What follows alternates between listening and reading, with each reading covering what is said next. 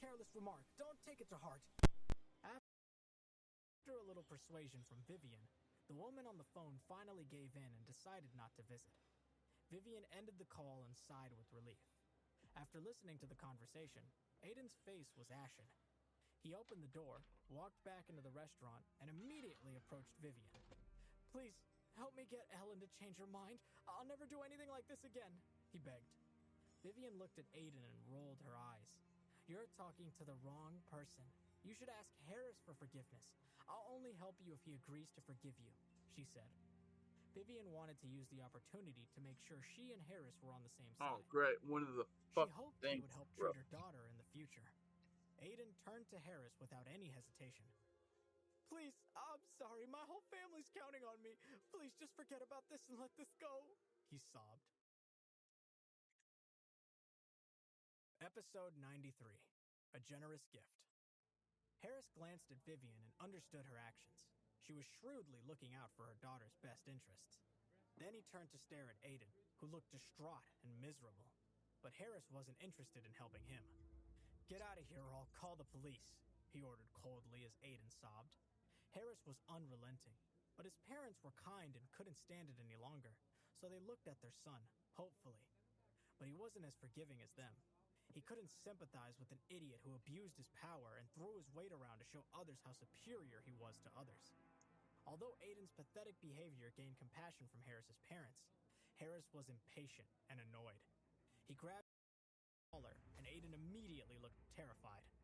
With everyone looking on in shock, he dragged Aiden out of the restaurant and ruthlessly threw him on the street. Ground, and Harris went back into the restaurant as if nothing happened. Aiden stood up, wincing in pain. He looked at the uncaring Harris and seemed to have lost all hope. His eyes was filled with hatred as he turned around and left. In the restaurant, Harris invited everyone to sit back down. He looked at Daisy, who had recovered some of her energy. Daisy, did you like the food I made? He asked softly. Daisy raised her head, looked at Harris, and smiled sweetly. Yes, I liked it a lot. I did, she said. She couldn't find the right words to describe her feelings, which made everyone smile. Since you like it so much, you'll have to come to my house another day, and I'll cook for you again, Harris said. Daisy was delighted. She turned and looked at Vivian hopefully, but Vivian was torn.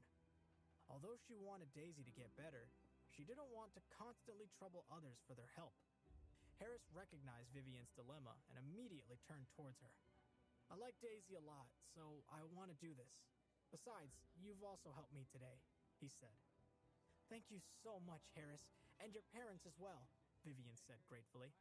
She took out a credit card and handed it to Harris. This card has $100,000 on it. Take it as a token of my appreciation.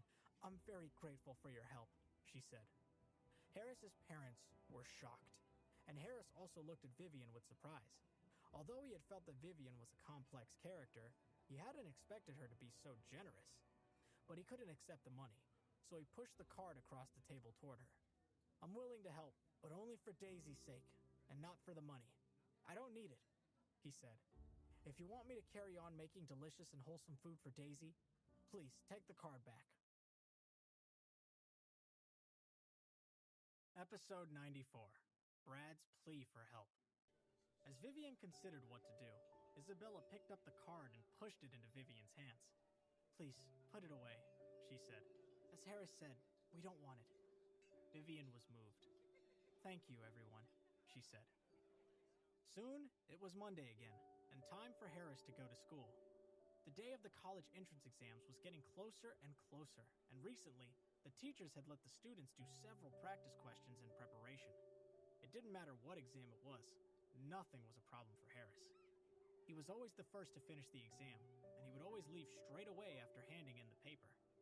Every time a teacher saw his neat and almost perfect test paper, they would smile and turn a blind eye to his early departure. That afternoon, as usual, Harris finished his math test in 20 minutes. Feeling relaxed, he handed in his paper and left under the admiring gazes of the class. As it was still early, instead of going home, Harris's mind turned to Brad and the rest of the basketball team. It's still early. I'll have time to teach them a few moves, he thought. Harris took out his phone to call Brad, but as he did so, it rang. He looked at the display and was surprised to see it was Brad calling him. Is Brad a mind reader? I was just about to call him, and then he calls me, he thought. Harris answered the phone and immediately heard a loud noise on the other end. Then he heard Brad's voice. Harris, I've got myself into a situation and I need you, he said urgently. Harris was confused. What's going on? He asked. This is what happened, Brad explained. Last time, all the city high schools took part in a basketball competition. We took second place, and Lakeside Academy got third. They've always been sore about not beating us. This afternoon, the Lakeside Academy sports team captain, Charlie, came over to prove a point. He said that last time, our school only won by luck, so he wants a rematch. He proposed that if they won this time, we would have to give them the second place medals, and if we won, they would have to buy us all cell phones. We couldn't help ourselves, so we agreed to the bet. Brad sounded a little awkward as he paused for a moment. Originally, we weren't afraid of Charlie and the others, but then we found out that Charlie had brought someone else to help him, he continued angrily. What happened in the end? Did you play? Harris asked calmly. Brad trailed off, too embarrassed to finish his sentence. You lost? Harris asked with disappointment.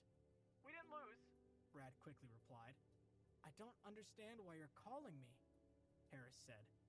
Brad hesitated for a moment. We haven't lost yet, but we're about to, he said weakly.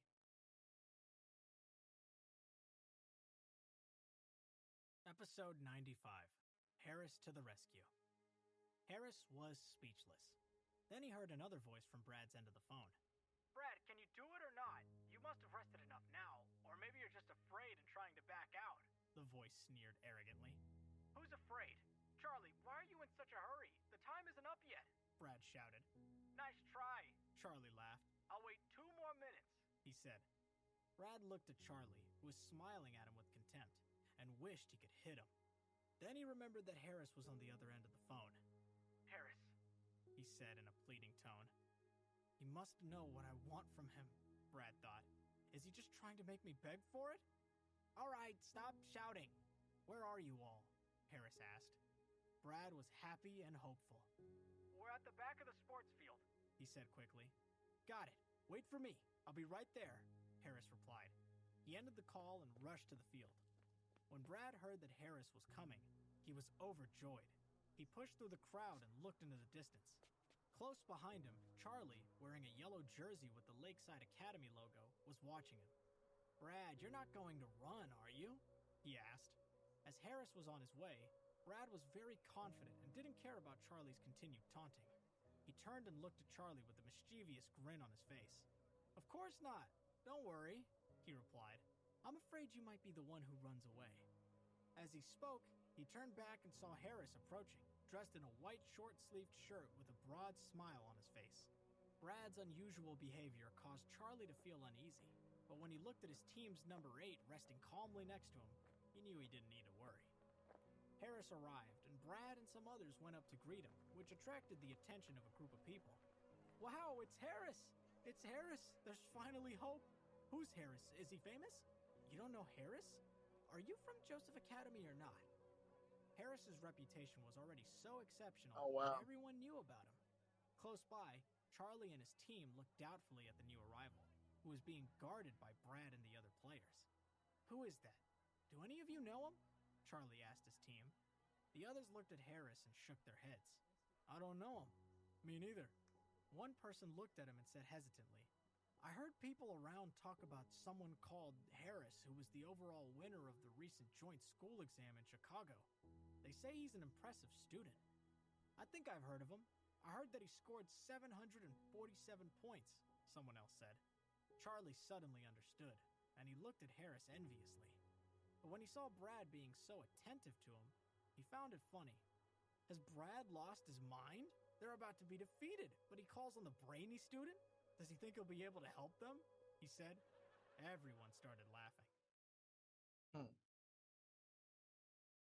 Episode 96. Time for a change.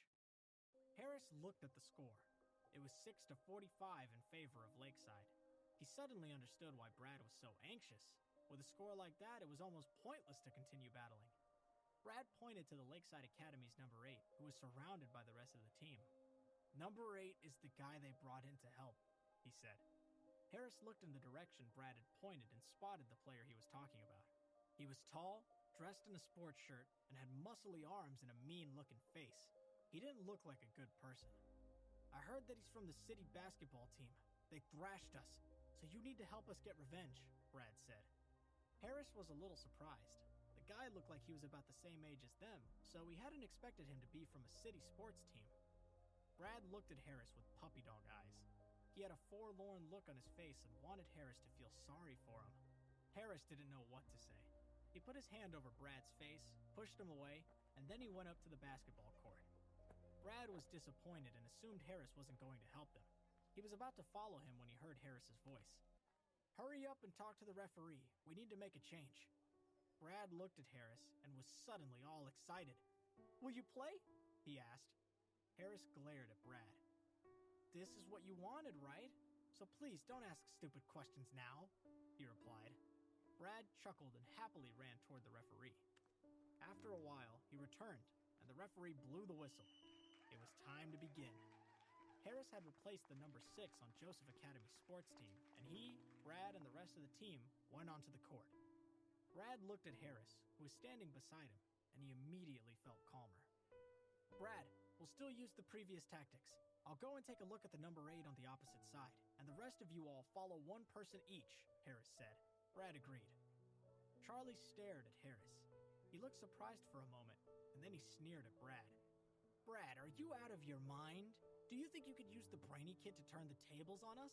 He might study well, but that doesn't matter here. You can forget about beating us," he said. Brad was about to answer back, but Harris grabbed his arm to stop him. "There's no point boasting here. We need to do our talking in the game," he said. Charlie was speechless, and next to him, the team's number 8, who was called Ethan, looked at Harris in surprise. He thought that Harris looked familiar, but he couldn't remember where he had seen him before. The referee and the team members from both sides were ready, and the game began once again. The crowd watched Harris go onto the court. Their joy had started to fade, and now they were worried. Why did Harris only get here now? Can he help us catch up? Their number 8 is so powerful. Can Harris defend against him? Episode 97. Just a basic move. Even though Harris was on the court, most spectators were skeptical about whether Joseph Academy's score could catch up to Lakeside Academy's. Harris followed Ethan, although a different person from Lakeside Academy was serving the ball. As Charlie threw the ball to a teammate, Ethan began to withdraw from the rebound board. When Harris noticed that, he didn't follow closely behind. He deliberately made a mistake, hoping that Lakeside Academy players would pass the ball to Ethan. As expected, when the player with the ball saw that there was no one beside Ethan, he quickly threw the ball toward him. Ethan went for the ball, but a shadow flashed in front of him, and before he could react, the ball was already in Harris's hands. Harris carried the ball and rushed down the court like a bolt of lightning. He quickly found himself under the opposite rebound. He jumped up, slammed the ball against the rebound, and with a clang, the ball fell through the basket onto the ground. Harris loosened his grip on the hoop and fell to the ground, and the audience gasped and started talking among themselves. "Wow, a slam dunk! I didn't expect to see that!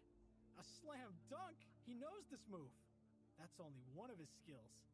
Those who had seen Harris play basketball at Joseph Academy had proud expressions on their faces. On the other hand, those who had never seen him before were shocked.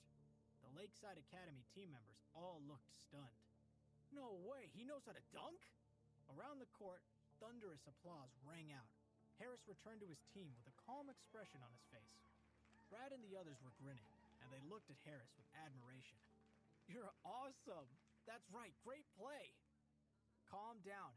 It was just a basic move," Harris said, smiling. Brad and the rest of the team were surprised at Harris's modesty. "If that's only a basic move, then maybe we're not aiming high enough," Brad said. Charlie looked at Brad and couldn't stand it anymore. "It was just one shot. Don't get too carried away," he said coldly. Harris didn't care, and the game continued. The ball was sent back into play, but a mistake at one end meant Brad intercepted it. He took the ball and rushed forward, but he was blocked by several players. He looked over at Harris again and noticed Ethan was also staring at him, which made Brad anxious, but then he saw Harris gesture at him. Ethan followed closely behind Harris, so Brad hesitated for a moment, but suddenly, he threw the ball at him. When Ethan saw that, he quickly attacked. He intended to copy Harris's tactic and intercept the ball right in front of him to get revenge for what had happened earlier. But once again, he saw a shadow pass by. Someone had caught the ball before him. When Ethan could see clearly, he noticed Harris already had the ball and was running extremely fast with it down the court. He chased after him with all his might, but Harris had already arrived at the three-point line. After a brief pause, Harris lifted the ball and jumped, shooting straight at the hoop. The basketball made a flawless arc through the air. With exquisite accuracy, it flashed straight through the basket. A perfect 3 points. Episode 98. My turn to shine. Everyone was cheering loudly. Harris glanced at Ethan, who had just run over, but Harris turned around and walked away without a word. Ethan was furious. Everyone was laughing at him. When Harris passed Charlie, he said casually, "Actually, you're learning all the time. It doesn't mean you can't play basketball." When Charlie heard this, he looked at Harris and his face flushed, but he couldn't deny it. What he said was true. Then it was time to serve again. A player from Lakeside Academy passed the ball to Charlie, and Charlie looked over at Ethan. He still had hope in him. Harris wasn't following Ethan too closely, so Charlie decided to pass the ball to him, and this time, Ethan caught it. Then, Harris quickly turned around and cut ahead of Ethan, but Ethan just looked at him and sneered. "Kid, that was just a moment of carelessness. It's my turn to perform now," he said. And just as he was about to display his skills in response to what he saw as Harris's ridicule, he suddenly lost possession of the ball, and Harris had disappeared. Harris had already dodged all the players in his path as he raced toward the other end of the court. Ethan was furious again and yelled at the top of his voice, "Stop him! Somebody stop him!" But Brad and the others were all staring in wonder. Everyone was thinking the same thing. How does anyone have a chance against Harris? Harris stopped when he was far from the three-point line and made the shot. The basketball hit the board with a faint sound, and Harris made the shot. Harris turned around and looked at Ethan, who was chasing after him, and said, "Sorry, what did you just say? My ears aren't so good, so I didn't hear you." Ethan was miserable, and he threw Harris an angry look, but said nothing.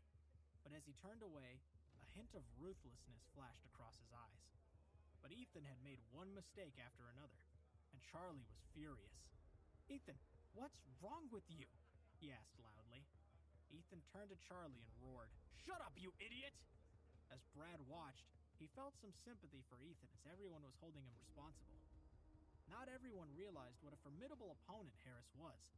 He had the perfect physique for the game, amazing power and strength, incredible jumping ability, unparalleled accuracy, and a skillful and complicated technique.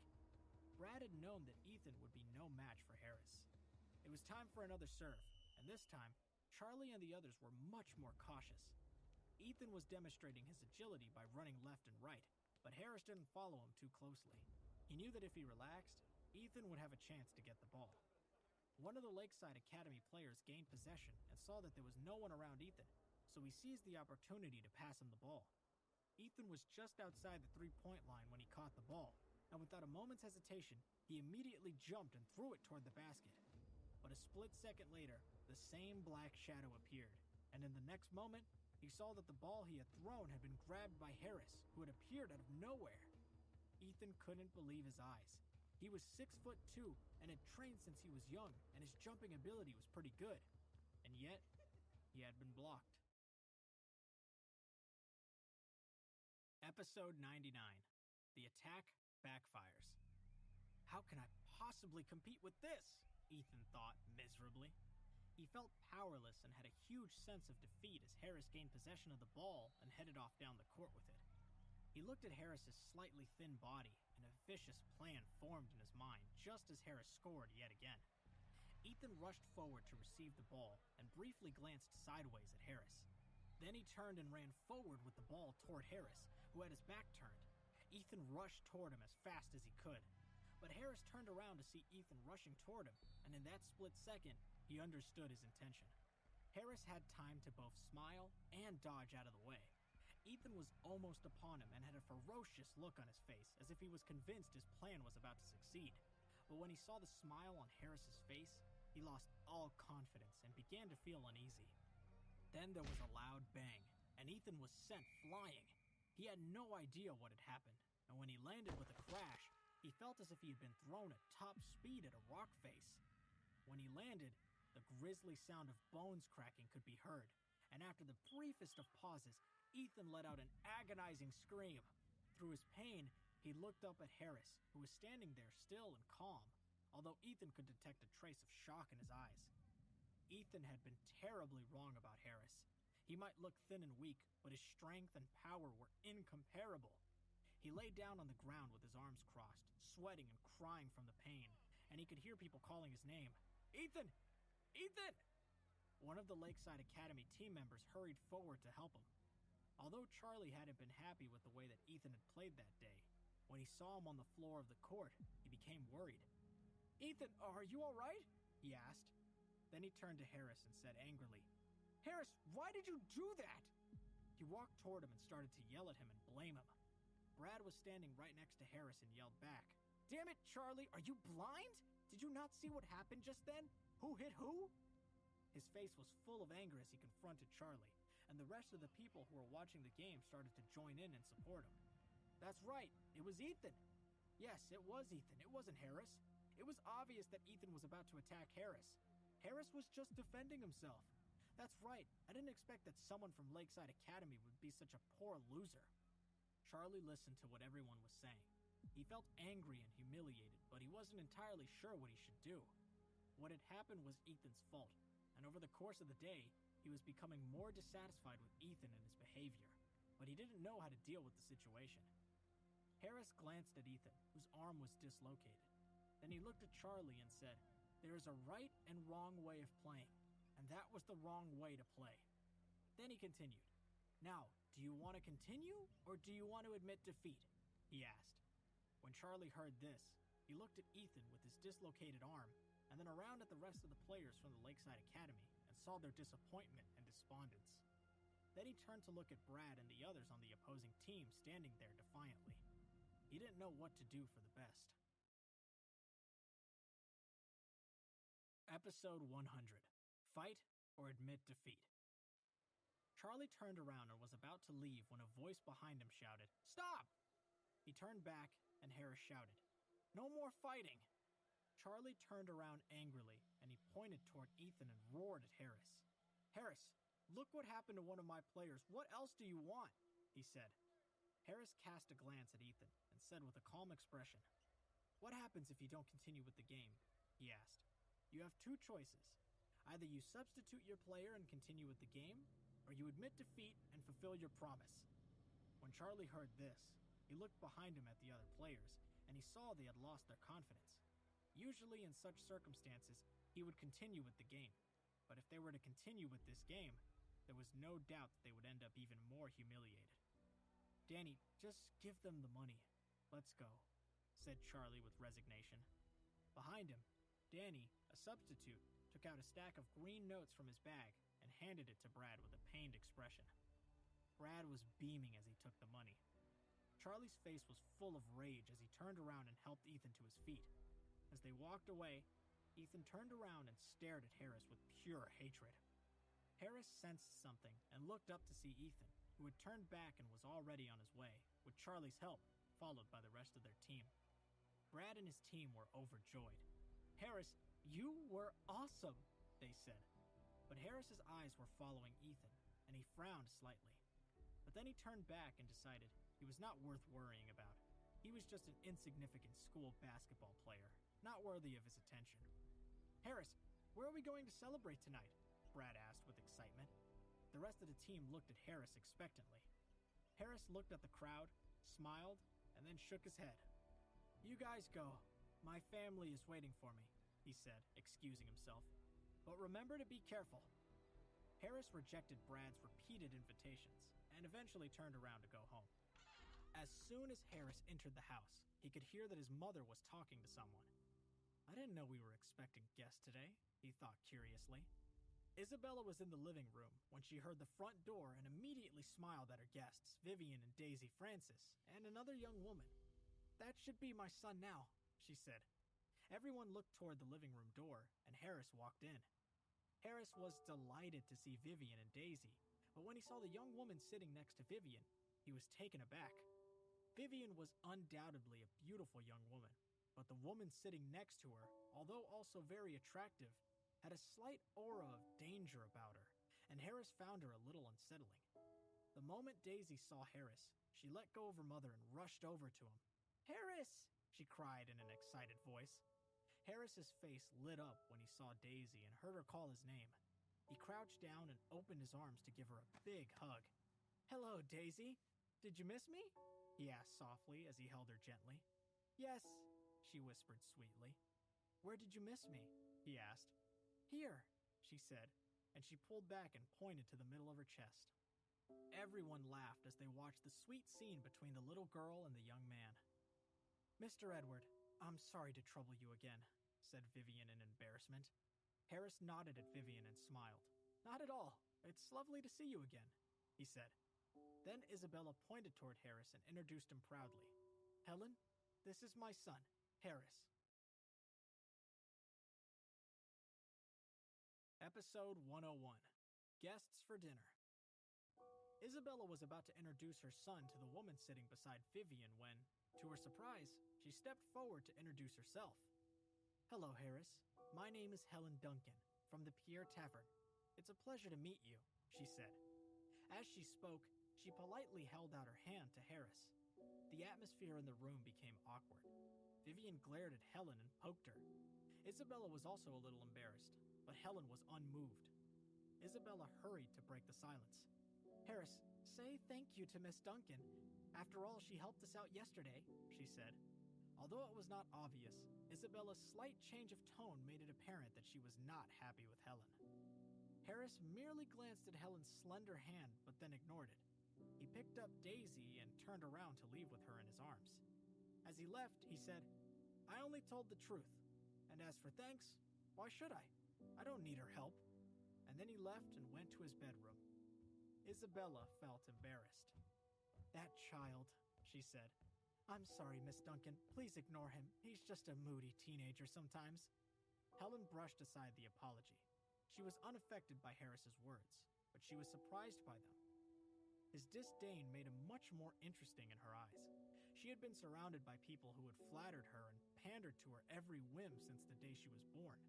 She had never been spoken to with such arrogance before, and she found it refreshing.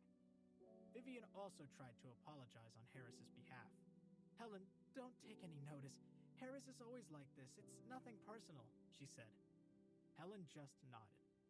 In his room, Harris took off his coat and then sent Daisy back to her mother before he went into the kitchen. As there were 3 guests, he made enough food for everyone. What should I make today? He wondered. Just as he was thinking about what to cook, he heard a knocking at the door. Harris turned around and saw Helen standing in the doorway, looking at him with interest.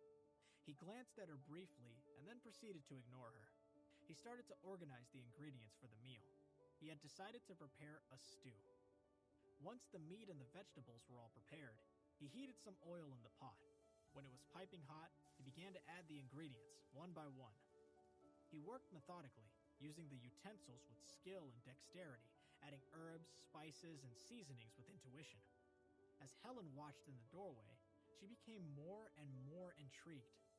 Harris's movements appeared fluid and polished, and it was a pleasure to watch him work. A rich fragrance began to develop, teasing Helen's taste buds. She was accustomed to eating the best food at the Pierre Tavern, but the aroma in this kitchen was just as tempting, if not more so than anything she had come across before. In no time, Harris poured the delicious stew into a serving dish, and Helen couldn't resist the temptation to walk into the kitchen and inspect the results of his labor. The vegetables were cooked to perfection and retained their form and color.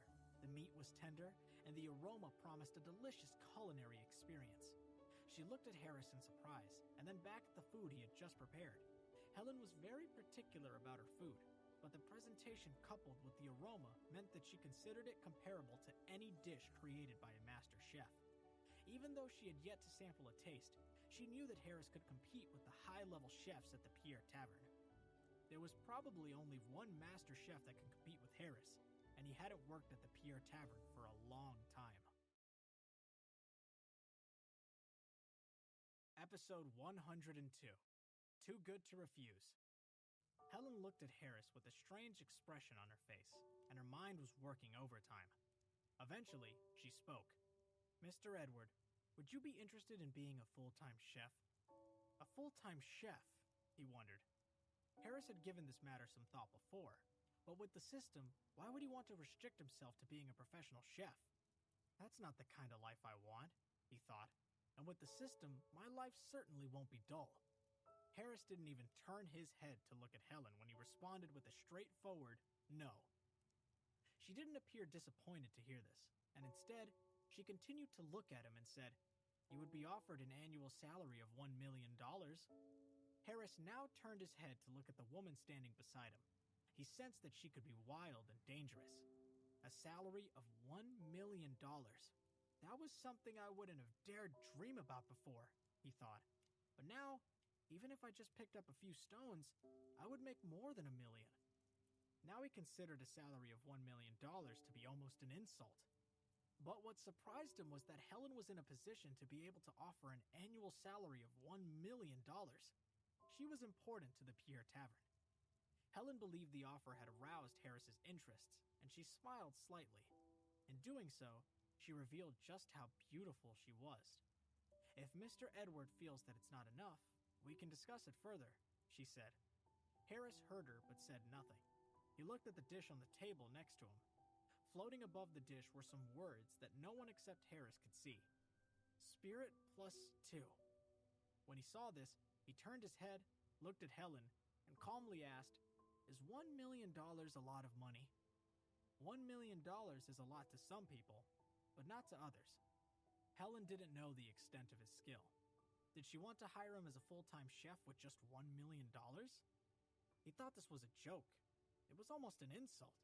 He had cooking skills that no one on earth could compete with. Perhaps only after she has personally tasted the dishes I cooked will she change her mind, he thought. Harris looked at Helen as he considered this. Besides, being a full-time chef with the system would be the greatest insult to both it and him. Helen's face stiffened. This was going a little differently than how she had imagined. Smelling the alluring fragrance in the air, she did not give up. Then how much would be enough for you to work as a professional chef? She asked. Harris didn't turn his head, but continued to look at his dish as he refused once more. I appreciate your good intentions, but cooking is just a small interest of mine. I don't want cooking to become my life or my passion, he said. When she heard this, Helen was speechless. Such superb culinary talent was just a minor interest to him. She didn't know what to say. Of course, Harris was still young, and he would have endless possibilities at his age, but she was still bitterly disappointed.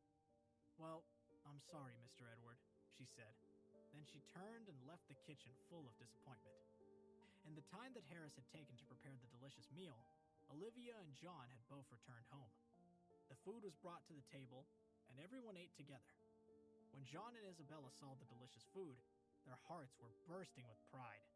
And although Vivian and Daisy had been warned, they were unprepared for a dish as delicious as that which had been placed in front of them. Olivia looked at Harris. She had moments of shock and endless doubts.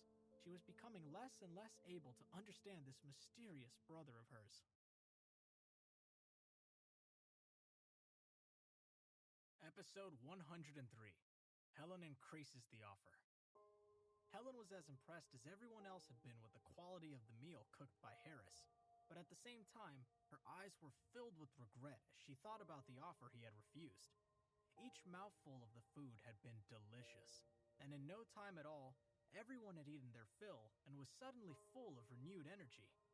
Helen had been very busy that day, and when she had finished work, all she wanted to do was go home and have a good rest. However, she had known that Vivian was going to visit Harris, and she had followed along out of curiosity. And of course, he had not let her down.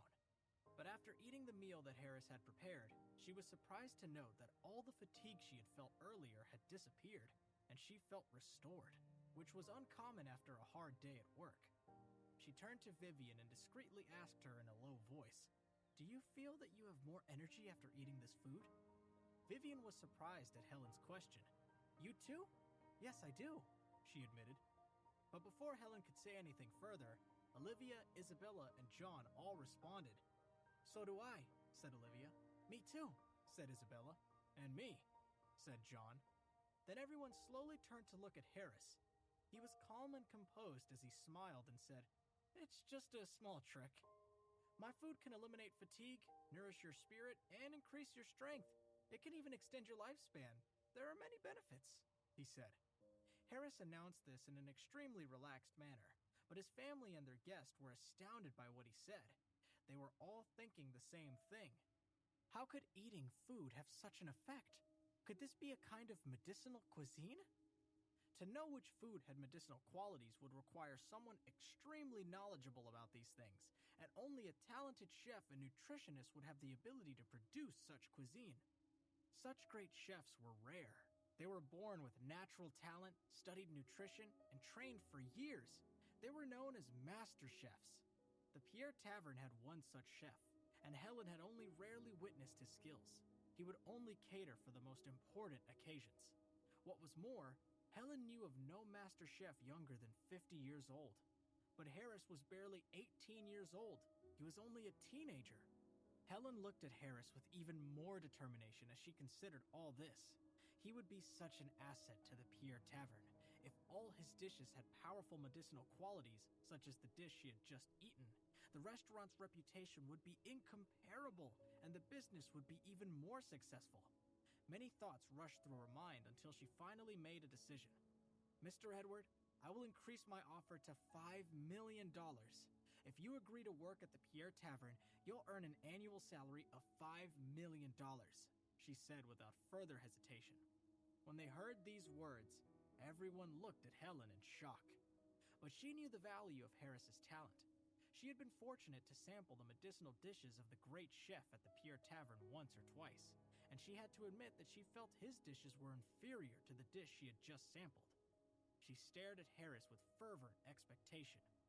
Everyone turned their gaze from Helen to Harris in excitement, eagerly awaiting his response to this incredible offer. But although an annual salary of $5 million would be incredibly tempting to most people, Helen's offer didn't interest Harris in the slightest, and his expression remained unchanged. If anything, he had anticipated this move.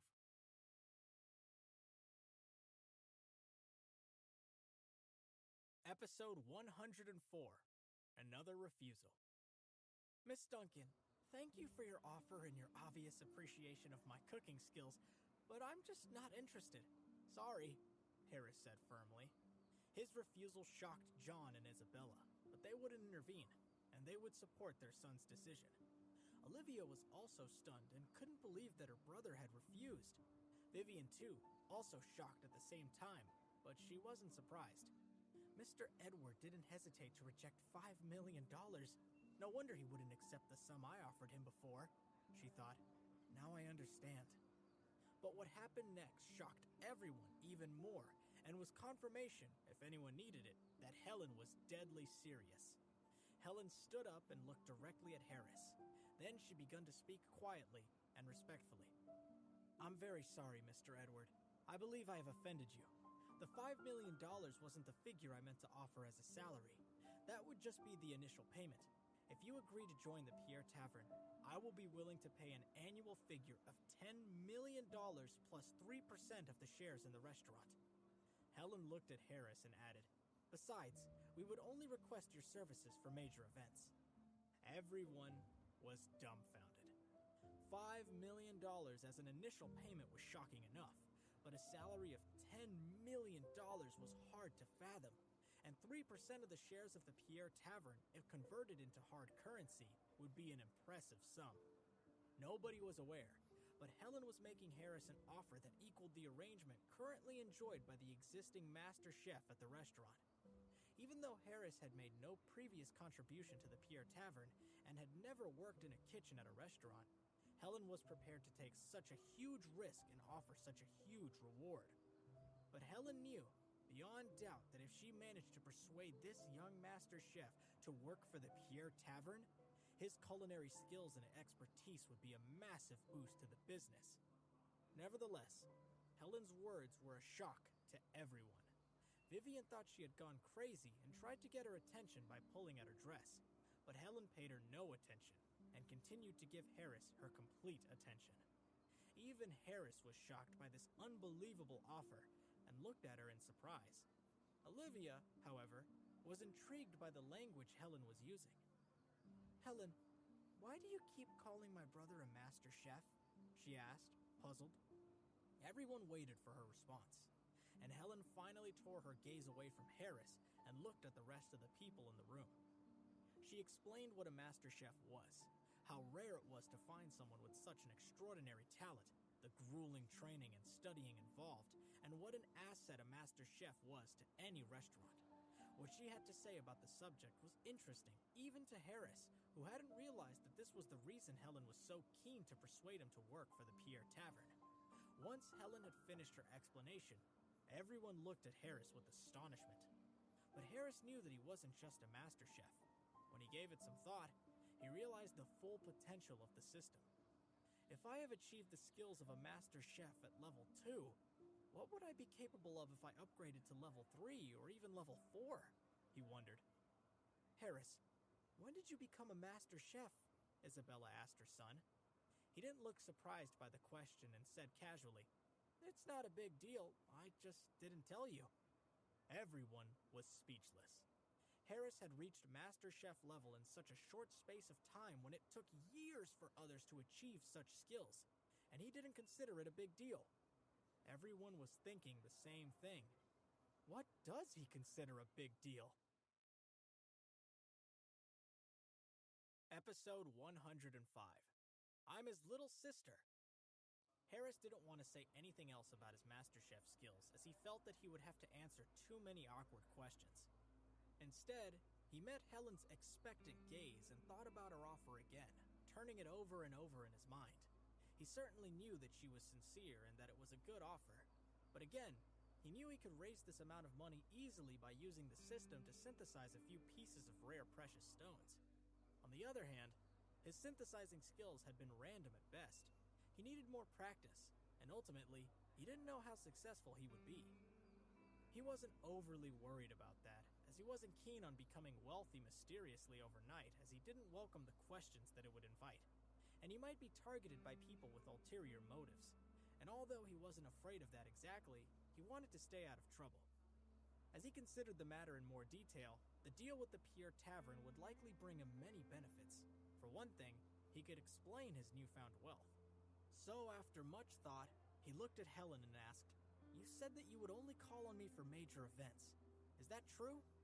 Before he gave her a chance to respond, he continued, "I want to know whether you're asking me because of my skills and not because some random upstart has asked you to make me this offer. And you don't expect me to replace anyone at the restaurant."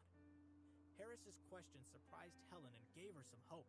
She quickly tried to reassure him. "No, of course not. Our current master chef will remain in our employ." Then she nervously asked, "So, will you agree and accept my offer, Mr. Edward?" Everyone looked at Harris in anticipation as they waited for him to make a decision. John and Isabella looked at each other. Although they had hoped that their son would agree, they would support him if he didn't want to accept the offer. Olivia stared at her brother, who was becoming more of a mystery to her every day. She suddenly felt inferior and unimportant. This feeling was unfamiliar to her, as she had always been envied and admired in the past. Vivian was somewhat torn. She both wanted Harris to accept and reject the offer. She was genuinely thrilled for him and this opportunity that had presented itself to him, but she worried that he would no longer treat Daisy if he agreed. Harris's gaze swept across everyone's faces one by one, and finally, he regarded Helen, taking a moment to think how beautiful she was. "I will accept your offer to work for the Pierre Tavern, but on the terms you've set out. Unless you have an important event, you must let me get on with my life. And when there is an important event, you must provide me with adequate advance notice," he said firmly. When she heard these words, Helen almost jumped for joy. "I assure you, Mr. Edward, we will abide by the terms I set out to you today," she reassured him. "I will arrange for the contract to be drawn up right away so we can sign it as soon as possible." John and Isabella both looked delighted. It was only then that Harris's mother realized that it was already dark and quickly said to Helen, "Miss Duncan, it's very late. Can we deal with the contract tomorrow?" When they checked the time, they realized that it it was already past 8 o'clock. Harris looked at Helen and said, "Prepare the contract tomorrow, and when it's ready, get someone to send it over." She quickly agreed. "Okay, I will bring it over personally tomorrow." Suddenly, Harris heard Daisy's voice. He looked to one side and saw her standing by his side. "But Harris, you won't be able to help me if you work at the restaurant," she said in a small voice. Vivian also looked toward Harris nervously. He looked at Daisy's big round eyes and smiled. "How is it possible that I won't want to see you? You're so cute. You're like my little sister." With that, he gave her a big hug. When she heard this, Vivian heaved a huge sigh of relief. Meanwhile, Olivia watched as Harris doted on Daisy, and anger flashed across her face. "I'm his younger sister, okay?" she thought. "Dad, Mom, Vivian, Helen, I'm full after that meal. I'm going to my room to do my homework," said Olivia, and without another word, she left and went to her bedroom. Episode 106, The New Young Master Chef. Isabella knew her daughter well and immediately understood what was happening. She smiled as she said, "I do believe that girl is jealous of Daisy," and everyone laughed. That night, Helen was standing on the roof of a skyscraper looking down over Chicago. "With a new master chef on board and great publicity, the Pier Tavern will rise to a whole new level," she thought. Then she picked up her phone and made a call. When the call connected, Helen gave precise orders. "Spread the news.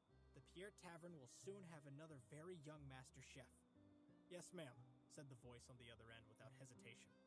"It's very important that this information is leaked anonymously. It cannot be traced back to the restaurant or me," she said. "Yes, of course," said the voice. She hung up the phone and smiled.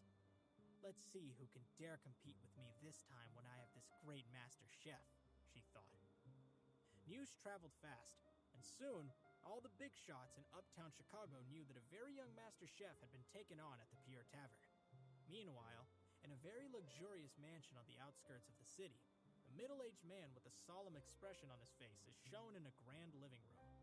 He spoke with one of the servants, and a few seconds later, a white-bearded old man walked into the room, accompanied by several young people.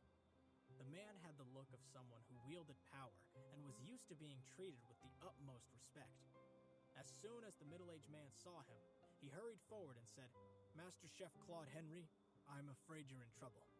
The master chef ignored him while he walked over to an armchair and sat down. Once seated, he looked up at the man and said, "Vincent, please take a seat." His voice was relaxed, and he didn't hurry his words.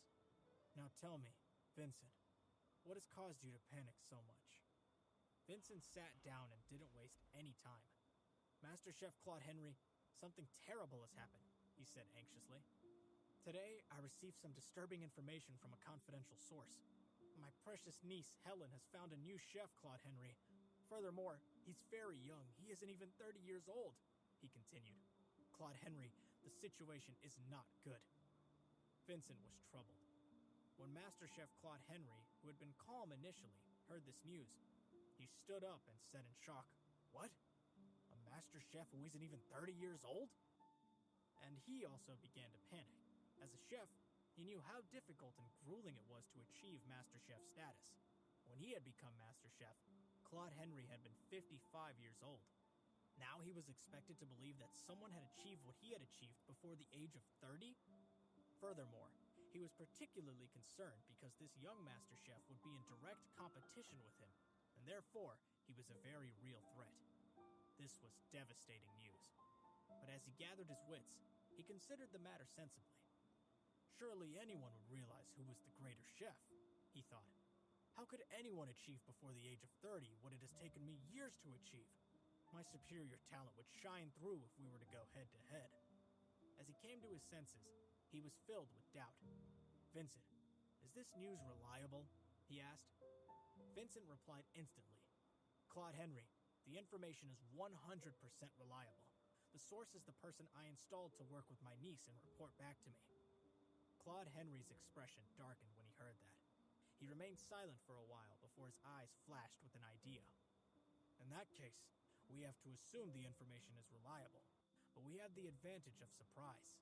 We shall strike first." Episode 107, Signing the Contract. I shall befriend this young chef, challenge him to a cooking competition, and destroy him, Claude Henry announced ruthlessly. If he has such a formidable talent that's rarely seen, we cannot allow him to succeed, he continued. Vincent was shocked when he heard this. Claude Henry, you've decided to have a cooking competition with a young master chef that you've never met before? Are you sure? He began, but then he hesitated. A cooking match was a method for two chefs to settle a dispute. It was an acceptable way to resolve an irreconcilable conflict. The two chefs cooked, and people would taste the dishes and vote for their favorite.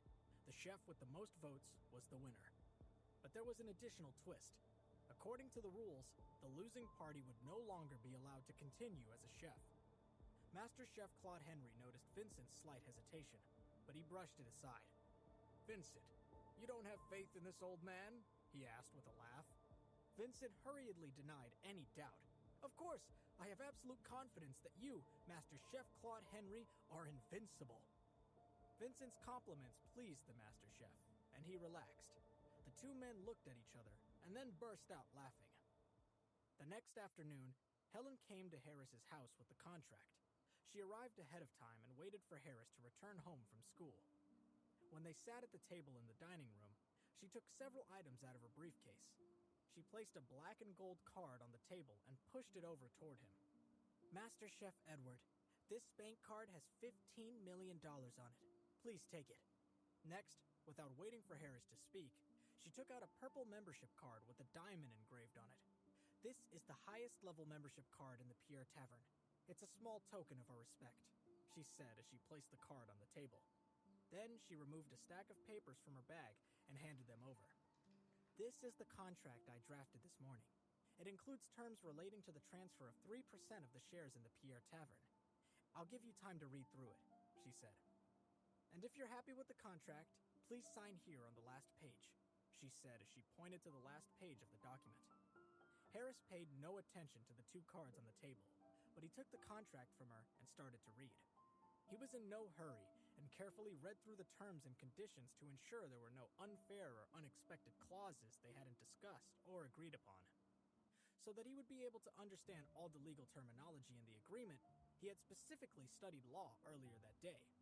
If he had found something unexpected, he would have made clear that he found it unacceptable and that he would not be bullied. He would likely have pulled out of their agreement altogether. However, as it turned out, he was satisfied that there was nothing unexpected in the contract, so he picked up the pen and signed his name. So, Helen has not set a trap for me in the agreement, he thought. Helen took the contract signed by Harris and inspected it. Then, with a smile on her face, she extended her hand and said, "Welcome on board, Master Chef Edward." Harris smiled and gently took Helen's soft hand. "Thank you," he said. Before Harris knew it, June the 8th had finally arrived, the day of the college entrance exam. After breakfast, he gathered everything he needed for the exam, including his pens and the admission papers, and headed out to the examination venue. Isabella was in the kitchen when she saw him in the hallway. She stopped what she was doing and shouted, "Harris, wait for me, I'll go with you." But when Harris heard this, he went to stop her. Episode 108, The College Entrance Exam. "Mom, you don't have to worry about me," Harris protested. Isabella threw up her hands. "How am I not supposed to worry?" she said.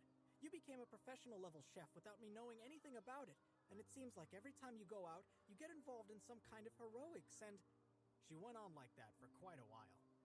Harris felt awkward. He had not expected his mom to be paying this much attention to what was going on with him. "Mom, seriously, I'm fine. Nothing's wrong. Please, just stay home today. I won't be able to concentrate if you're hanging around outside." After going back and forth with her son several times, Isabella finally agreed not to go with him. But a short while after he left, looking through a window at all the other students who were being driven by their parents to the test center, her resolve broke. "No," she thought. "I have to be there. If Harris doesn't want me distracting him, I'll just watch from a distance. I'll never stop worrying otherwise." At the entrance to the test center, Harris walked past a group of reporters all talking to a camera. They were explaining the controversy surrounding this year's college entrance exams, which were much harder than normal. In the exam room, Harris sat in the third row, near the entrance. After the invigilator had arrived and the rules had been explained, the exam began with the reading test. Unlike the other students, biting their pens or scratching their heads while they read, Harris almost immediately picked up his pen and began to write. Choice words and elegant phrases assembled themselves on the page in his dense, neat handwriting. Harris had prepared well for this test. 15 minutes passed in the blink of an eye, and Harris was done.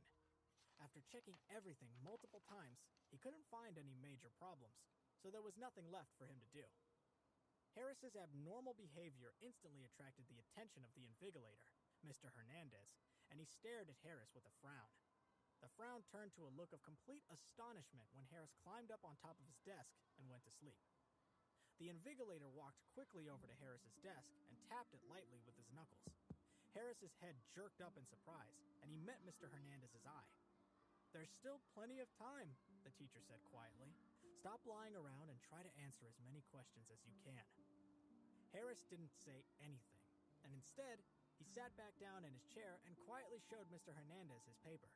It was covered from top to bottom with beautifully written answers. Mr. Hernandez could hardly believe his eyes. You're finished?" he said. He glanced at his watch. Only 20 minutes had passed since the beginning of the reading test. 20 minutes to finish the entire 65-minute reading test? And it was all written so neatly, so carefully, and there was no sign that Harris had rushed or cut corners. He stared at him in disbelief. Am I out of touch, or have I just gotten old? When did students start performing like this? He wondered. Mr. Hernandez turned and went back to the front of the room. Even after the reading test was over, he kept glancing in Harris's direction. Harris, meanwhile, was incredibly bored. If he had been allowed to, he would have turned in his paper and left almost an hour ago. But finally, the bell rang, and the time was up. As they heard the bell, many students slumped and looked distressed, but Harris, who couldn't wait to leave, immediately rushed out of the classroom. Episode 109, Some Sort of Genius. Harris was way ahead of the other students, who were all slowly walking to the center's main entrance for their 10-minute break. Harris was the first to reach the doors, and so the reporters waiting outside all rushed up to him, microphones in their hands. "Hey there, did you just come out of the college entrance exam? Would you say the language on the exam is too difficult? Are you going to be doing the essay?" Harris nodded and said calmly, "The reading section was really easy. I was done after 20 minutes, and I think I got a perfect score, or pretty near." This reply stunned all the reporters into silence. Are the questions this year super easy, not super hard? Some of them thought. And others, as they stared at Harris, wondered, is this kid some kind of prodigy? As the idea that Harris was exceptional began to occur to more and more of them, the reporters' eyes lit up, and in a flurry of pushing and shoving, they crowded their microphones around his mouth. "Hey, which school do you go to? What's your GPA?" After several minutes, Harris finally broke free from the crowds of reporters. Unsettled by the unexpected attention, he walked quickly back toward the exam room. He didn't notice Isabella, proudly looking on from the shadows under a large tree. With Harris gone, the reporters turned to some of the other students who had walked to the entrance. But unlike Harris, they all wore defeated or frustrated expressions. Noticing this difference, the reporters pounced. "Miss, would you say that this year's exam is particularly difficult?" one asked. "Difficult?" came the reply. "It's more than just difficult. I didn't even get close to finishing." "Me neither," sighed another student. "I swear this was harder than the last 10 years of past papers." "Oh my God, I'm going to fail. I'm not going to be able to go with you to NYU." Hearing all these cries of misery, the reporters were astonished. Hadn't the first kid said that the section was easy? Hadn't he predicted a near-perfect score for himself? How to explain the difference? Thinking that Harris might just be running his mouth, they split up and asked random students about their impressions of the college entrance exam. The replies they got could be summarized very easily. In a word, difficult. In 2 words, really difficult. In 3 words, really, really difficult. Thinking back to Harris's calm reply, the reporters came to 2 conclusions. First, he must be a genius. Second, he must be the kind of genius that's even smarter than a regular genius.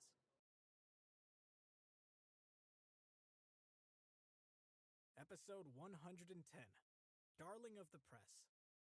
The next section was the writing and language test. Naturally, Harris finished the whole thing in less than 10 minutes and just waited for the bell to ring. This time, though, he wanted to avoid the attention of the reporters outside when it was time for a break. They were still clustered outside the entrance, and he wasn't going to rush out ahead of the crowd like last time. "You think that smart kid is going to come out first again?" asked one reporter. "Yeah, probably," another replied. "I wouldn't bet on it," said a third. "We spooked him last time. I think he'll stay in the crowd." Not before long, the bell was ringing, and the examinees were coming out of their second break. The reporters were on high alert, scanning the crowd. Harris was walking right in the middle of the crowd of students, and as soon as he reached the main entrance, he saw that the reporters were all frantically looking around for something. Or someone, he realized with a sudden cold prickle up his spine. Ah, hell, are they all looking for me? He decided that was the only explanation. It was all very off-putting, and he was not in the mood to talk to them. He quickly pulled up the hood on his hoodie and tried not to be noticed. But before he could disappear back inside the building, a young reporter, looking back and forth through the crowd, spotted him. "There he is," she said, and as the rest of them swarmed around him like sharks scenting blood. Harris's whole body stiffened. Not good, he thought. But it was too late. He was surrounded again. "How did you do on the second section?" came the first question. "What do you think your score is?" Harris replied, "Again, easy. Done in 10 minutes. Probably full marks." In the blink of an eye, the break was over, and the final section of the exam, the math test, was about to begin. Harris finished the whole thing in 20 minutes, and as soon as he put down his pen, the other examinees noticed him sitting still at his desk as if he had nothing to do. "Has that guy just given up?" one student thought. "No way! Did he finish early? This early? Again?" thought another. "He's just trying to show off," thought someone else. Almost everyone in the room was looking at Harris with pity, awe, or disdain. The invigilators were particularly interested in him, but after very carefully checking that he was not cheating, they went back to ignoring him. Harris was about to lay down on his desk and sleep again, but suddenly, his chair jolted under him. Looking around in surprise, he realized that the student behind him had kicked the back of his chair. Discreetly looking over his shoulder, Harris realized that this kid wanted to copy his answers.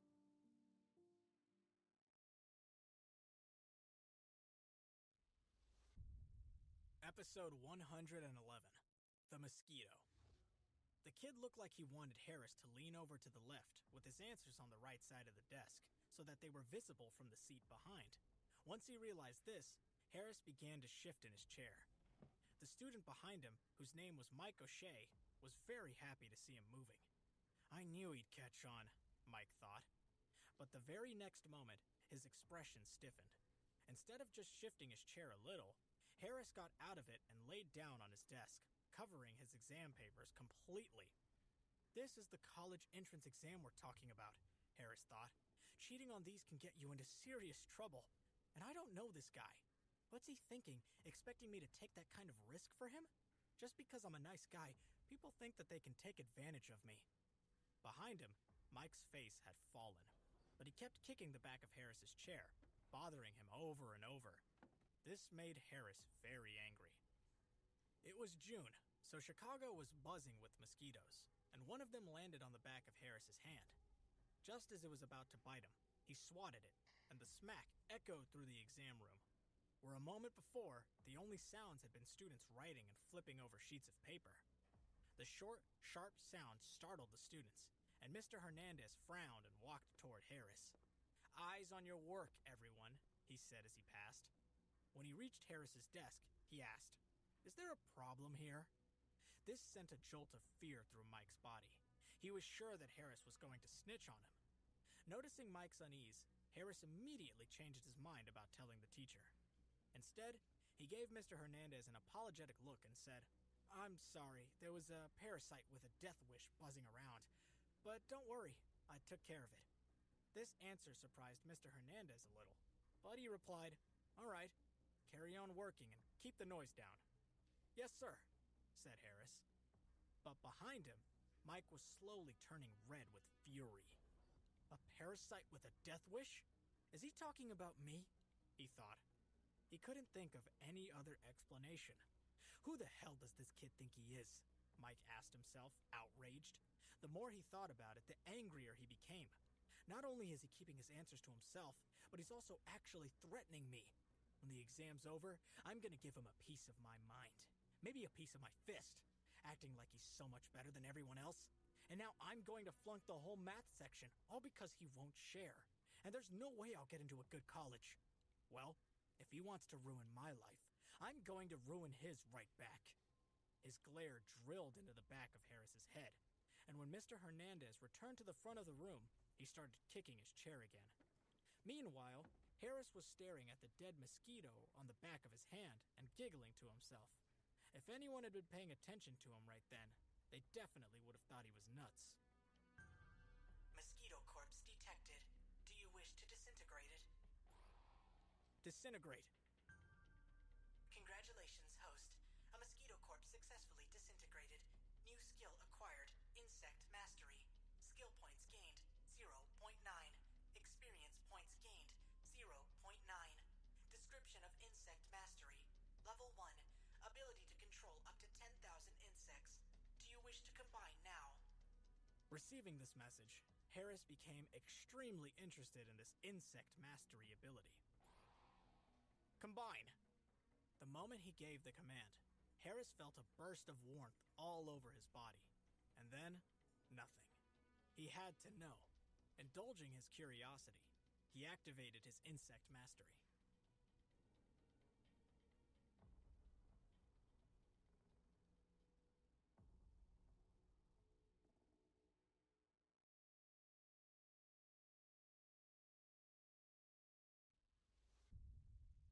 Episode 112, Buzz Off. A wave of energy spread out from Harris's body, invisible to the naked eye. Within seconds, 10 mosquitoes had gathered on his exam paper. He stared at them in surprise because they almost felt familiar to him. And then, a strange thought crossed his mind. I seem to be able to control them, he thought. At that exact moment, the idiot behind him kicked his chair again. With the thought, Harris silently sent a command to the 10 mosquitoes, and they seemed to understand him perfectly. They flew up in front of him and then past his head. Behind Harris, Mike kicked his chair again, but Harris didn't move. Mike thought that Harris was afraid of him, and he was growing prouder and prouder of himself. But then, he suddenly felt as though his face had been pierced by a needle. And then his hands, his arms, his thighs, all over his body, he felt as though somebody was driving needles into him.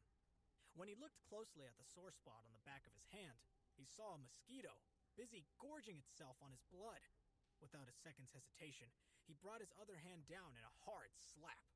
"Buzz off," he said smugly. But when he lifted his hand, there was no trace of a mosquito. He looked left and right, trying to see where it had gone, and the rest of the students, still trying their hardest to answer math problems, started glaring at him.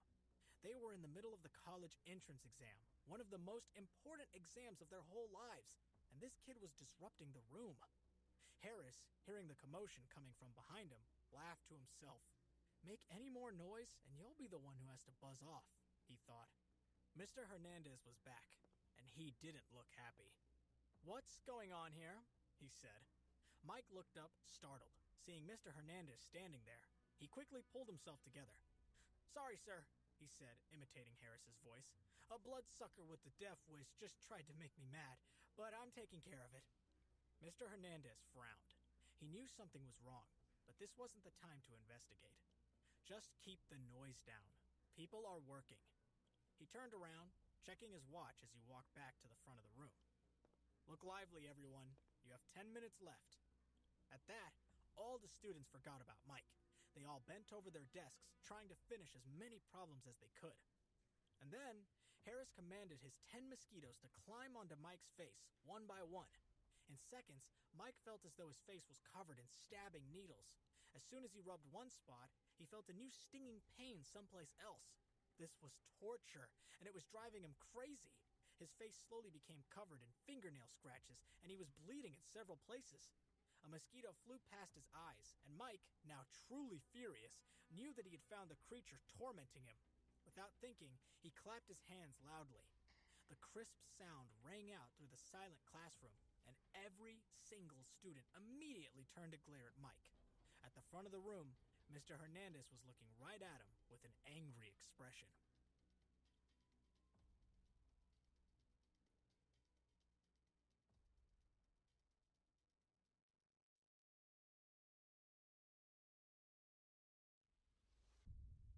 Episode 113, Violence Solves Everything. Mr. Hernandez strode down the room to Mike's desk, but when he got a closer look at him, he stopped dead. Mike's face was covered in raised red bites and bloody scratch marks, and he looked as miserable as a person could get. How were there this many mosquitoes in the classroom, and how come it's only Mike who's getting bitten? Everyone else is fine, thought Mr. Hernandez. Seeing how much discomfort his student was in, Mr. Hernandez felt bad for him. But that didn't change the fact that they were in the middle of an exam and Mike was disrupting the other students. In his role as an invigilator, he couldn't let this slide. "Mike, you have to be quiet," he said. "Hold on for just a little longer and answer as many questions as you can. Time's almost up." Mike nodded dejectedly, feeling like he was about to cry. "What the heck is going on today? Why am I suddenly so popular with mosquitoes?" he thought. Soon the exam was over. Mr. Hernandez gathered up everyone's papers and left the room, and the class started chattering to each other as they stood up and got ready to leave. Harris picked up his bag and was about to head out of the exam room, but he was stopped by a furious yell from behind him. "Stop right there, asshole!" Mike shouted. Everyone, including Harris, froze and turned to face him. Harris, in particular, was startled as he got his first good look at Mike in a while. His face was covered in puffy red welts. He looked like hell, and it sounded like the other students were noticing the same thing. Mike stepped forward into Harris's personal space. "Who do you think you are, you puffed-up piece of crap?" Mike demanded. It shouldn't have been funny, but the other boy's face was so messed up that Harris couldn't help laughing. Mike stepped back, shocked, but then quickly turned that shock into anger. "Do you think this is a joke?" he said, and he slapped Harris in the face. There were gasps from all around them. None of the other students had expected that. But then, drowning out of the gasps, there was a single long scream as Mike was sent flying. Harris stood there calmly as everyone's mouths dropped open. "Whoa, was that kung fu?" said one kid. "There's no way that just happened. Did he knock him across the room with one punch?" "I think Mike picked the wrong person to mess with." Everyone was staring at Harris, some with respect, some with actual hero worship. Mike, struggling back to his feet, looked at Harris with terror in his eyes. His words came out jumbled as he backed away. I don't," he babbled. Harris, gazing back at him, felt nothing but boredom. With the whole room's eyes on him, he turned on his heel and walked out.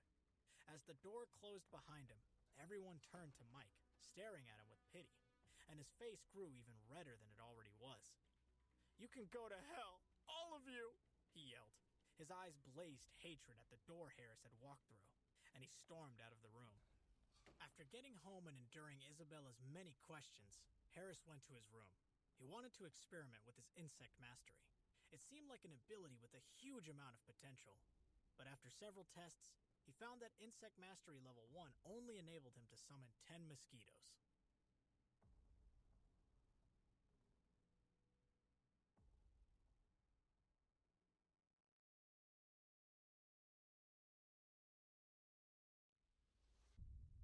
Episode 114. What can you do with a cabbage? Harris was slightly disappointed by this discovery, but spending a skill point to upgrade insect mastery to level 2 had made a dramatic difference. At level 2, he could summon 100 insects, not just mosquitoes, but all other kinds of small bugs. And although they were small, he thought they could be pretty effective in the right situation. What if I summon poisonous insects, for example? That'd be awesome, he thought. And then something else occurred to him. Level 2 is already a really powerful skill, so what could level 3 get me? He wondered. He felt giddy with anticipation. System. Spend 10 skill points to upgrade insect mastery to level 3. Upgrade successful. Description of level 3. Ability to control 10,000 insects. Harris grinned. His guess had been right. The number of bugs he could control increased exponentially with each level. And if I can now command up to 10,000 potentially poisonous insects, I'm pretty sure that means anyone who tries to mess with me is dead. And there won't even be any incriminating evidence, he thought. While his head was still spinning with excitement, Isabella's voice came floating through the door. "Harris, dinner's ready." "Coming, Mom," he called back. He pushed his giddy new thoughts out of his mind and went to the dinner table. Since the college entrance exam was over, Harris finally had some free time. He woke up early as usual and started fixing breakfast for his parents. As he walked into the kitchen, he saw all kinds of different ingredients laid out, ready to be cooked. What can I do with this cabbage?" he muttered to himself. He picked it up and stared at it for a second. "Cabbage detected. Do you wish to disintegrate it?" Harris was a little surprised. Wow, the system can even process cabbage? I wonder what it can make with this one, he thought. "Disintegrate." Cabbage successfully disintegrated. Acquired mutated cabbage seed. Skill points gained 0.8. Experience points gained 0.8. Mutated cabbage seed description. Grows extremely quickly. Eating it gives you a beautiful and healthy appearance. Do you wish to extract it now? The cabbage in Harris's hand had disappeared. Inside his head, he saw a small ball of light. Inside it, a seed floated, constantly rotating. Harris was a little taken aback. A mutated cabbage seed? Does that improve your appearance? Wow, the system is amazing, he thought. Extract. A tiny purple ball, no bigger than an ant, appeared in the palm of his hand. Harris carefully put it into his pocket, and then he looked at the other vegetables that were lying around, and his eyes lit up. If I can do that with a cabbage, why not all these others? He thought. He grabbed a red chili pepper. "Chili detected. Do you wish to disintegrate it?" Harris didn't even have to think about it. Disintegrate!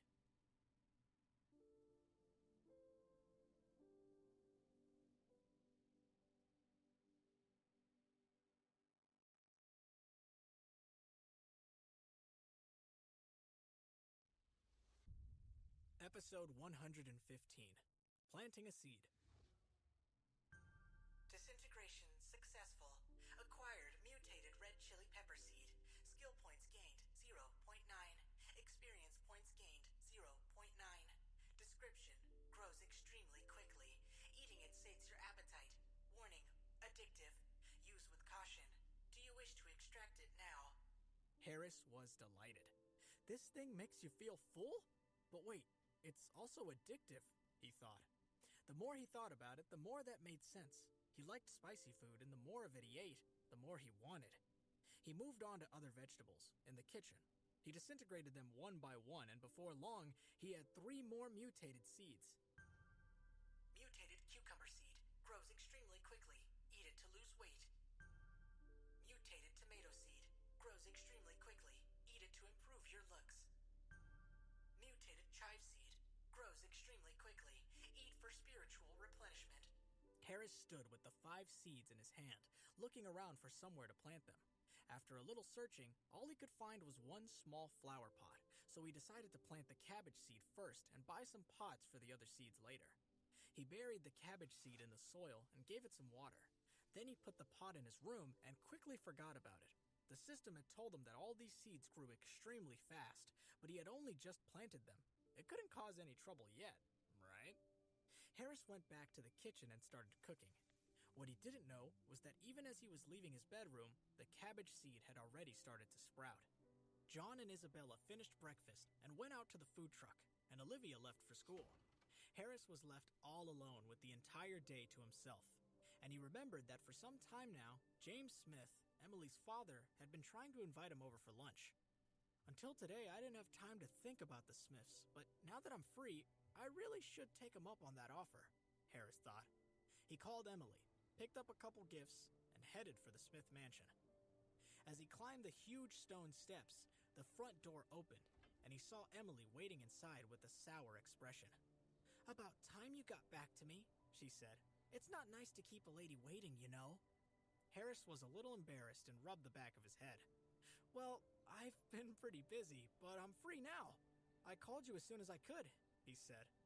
Emily looked at his nervous face and burst out laughing. I'm just teasing, silly. Come on in. My dad's waiting. Following close behind her, Harris walked through the mansion's magnificent entrance hall, whistling quietly to himself as he looked around. When they arrived in the main hall, Harris finally laid his eyes on the notorious James Smith. Next to him and his wife stood a young man in a neat suit and a gorgeously dressed older woman. Emily had just told them that these were Anna and Justin Frazier, two distant relatives of hers.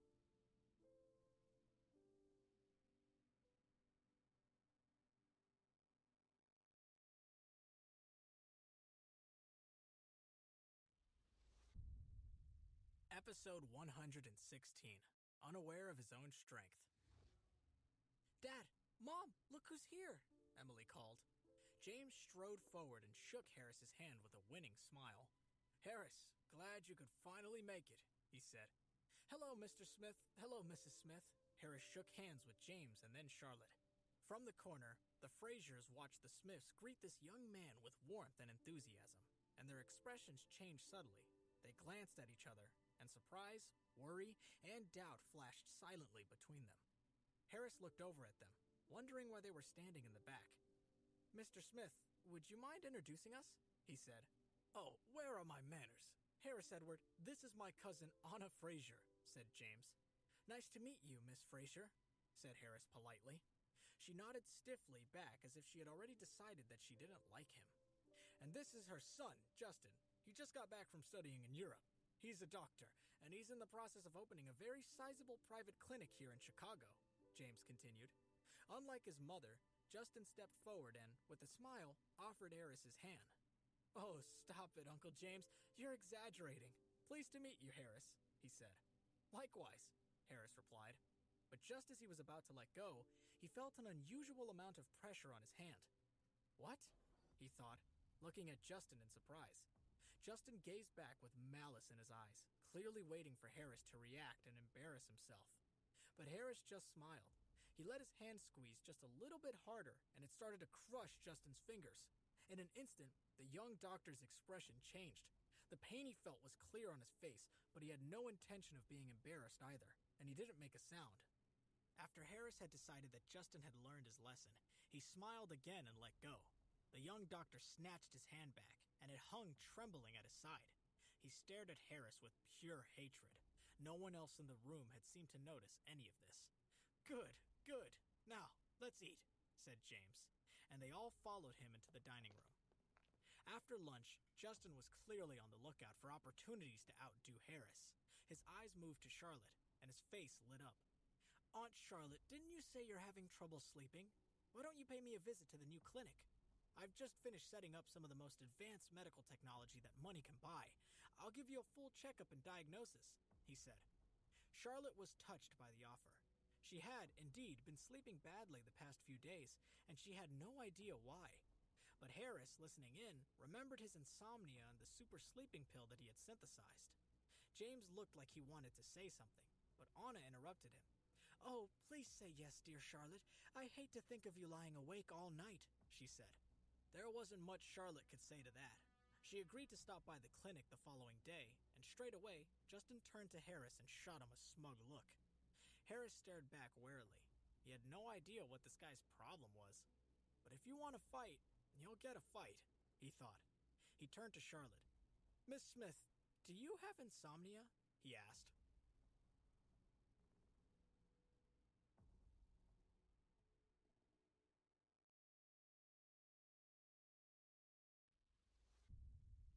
Episode 117, Rising Tension. Everyone stared at Harris, but even with all eyes on him, he was still perfectly calm and composed. Charlotte didn't know where Harris was going with this question, but she answered him anyway. Yes, just a touch of insomnia these past few nights. It's nothing to worry about. Justin sneered at Harris. His eyes were full of disdain. What are you asking for? You think you can help? This boy isn't even out of high school yet, and he thinks he can muscle in on my turf? He thought. James was also frowning doubtfully at Harris, and Emily, sensing trouble, subtly tugged at his sleeve, warning him not to say anything stupid. Harris, ignoring Justin, pulled a beautifully carved jade bottle out of his pocket. As everyone stared in amazement, he pushed it in front of Charlotte. Miss Smith, I want you to have this. It's a newly developed insomnia elixir that I was able to get my hands on. Very exclusive. You can see how even the bottle is something special. New York high society is just raving about it, but I can see that you need it more than I do. Please, I won't take no for an answer, he said. Harris's words were so unexpected that they almost defied belief. But everyone around the table knew quality craftsmanship when they saw it, and that jade bottle was a work of art. Before anyone else could speak, Justin let out a forced laugh. An elixir? A medical elixir? Who did you buy it from, Merlin the Magician? You've been reading too many comic books. My God, you don't even realize you've been scammed, he gloated. He reached out his hand for the bottle. I mean, the actual bottle is quite pretty. Shame it's filled with a dime a dozen drugstore pills, he said. But before he could close his hand around the bottle, someone else whisked it away first. Justin looked up to see his Uncle James holding the bottle, peering at it closely. Uncle, don't tell me you're buying into this, Justin protested. But James ignored him. Meanwhile, Charlotte had been growing more and more appalled at the rudeness Justin was displaying. Justin, that will do, she said firmly. Anna leaped to her son's defense. Charlotte, I have to say, I agree with Justin. You can't possibly think this boy is telling the truth. Oh dear, it seems he's gotten his claws into all of you, she said, and she drew herself up, facing Harris directly. I think you ought to tell this little liar to get lost. Tell him to stay away from Emily. She really ought to be spending more time with Justin. Charlotte stared at her cousin-in-law and felt a wave of disgust. And Harris, looking back and forth between them, finally understood why the Frasers had reacted so badly to his presence.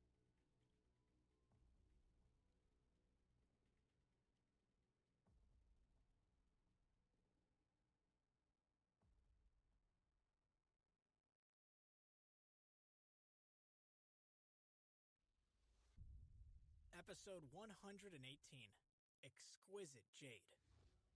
As Anna was busy noisily defending her son, James suddenly shouted above everyone. Enough! He yelled. Anna was shocked into silence and immediately felt indignant. She was just about to defend herself when she saw the expression on James's face as he gave Justin a disgusted look. Why did I not realize their motives before? James thought as he sighed. Shame on you, he said, looking from Anna to Justin and back to Anna again. Shame on you both. As he spoke, he pointed to the small carved bottle in his hand and said, This bottle is made from the finest jade, and it was carved by a master sculptor. The bottle alone is worth a lot of money. James didn't need to say anything else. His meaning was self-evident. If the beautifully carved jade bottle was a masterpiece and had a high value, one could only imagine how precious the contents inside were. Anna and Justin were instantly stunned into silence as they looked at the tiny bottle with disbelief in their eyes. How is this possible? Asked Justin. It's just a tiny jade bottle, said Anna. That's right, James. You must be mistaken, said Justin. Both Anna and her son stared at the bottle. But Charlotte had had enough and looked at her husband. James saw the look in his wife's eyes and understood. He looked at Anna and Justin before speaking again. Anna and Justin, you must be tired. Let me ask Max to see you out, he said. Max, there you are. Could you see Miss Fraser and Justin out, please? He asked.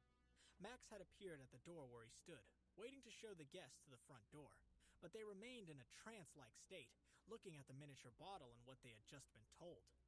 Max approached them and tried to wake them gently from their daydreaming. Come now, he said. Let me show you out. They were both startled out of their reverie and then followed Max out of the door. Harris thought about the afternoon's events and whether he had been a little unfair, but he decided that Anna and Justin had brought it on themselves, and in his view, they had deserved it. James interrupted his train of thought. I'm sorry you had to witness that, he said. Then he continued. We'll take this medicine. Thank you. I'm now in your debt, and if you ever need a favor, you know where I am. James raised his glass in a toast. Thank you, Harris. Here's to you. Harris also raised his glass and replied, It's nothing. I hope it helps. Harris spent a while longer with Emily and her family before he left for home. As he headed home, he wondered whether Emily's mother would try the elixir in the bottle. He knew for certain that a family like Emily's wouldn't take what he said at face value. Even if they believed him, they would almost certainly test the product before using it. He would just have to wait and see. On his way home, he stopped by the market to buy some more plant pots for his other mutated vegetable seeds. Harris arrived at home carrying his plant pots, and when he walked through the front door, he saw his parents and sister standing around the dining room table. They didn't seem to have heard him enter the house and seemed to be transfixed by something on the table. Harris was curious, so he crept closer to take a look. "Wow, that grew quick!" he exclaimed when he peered over his mother's shoulder. His voice startled them and made them shriek. Isabella turned around, rolled her eyes at her son, and gave him a playful slap on the arm. "Hey, Harris, you scared your mother half to death," she scolded. But Harris wasn't listening. He was staring at the cabbage in the plant pot on the table, and his eyes were wide with shock.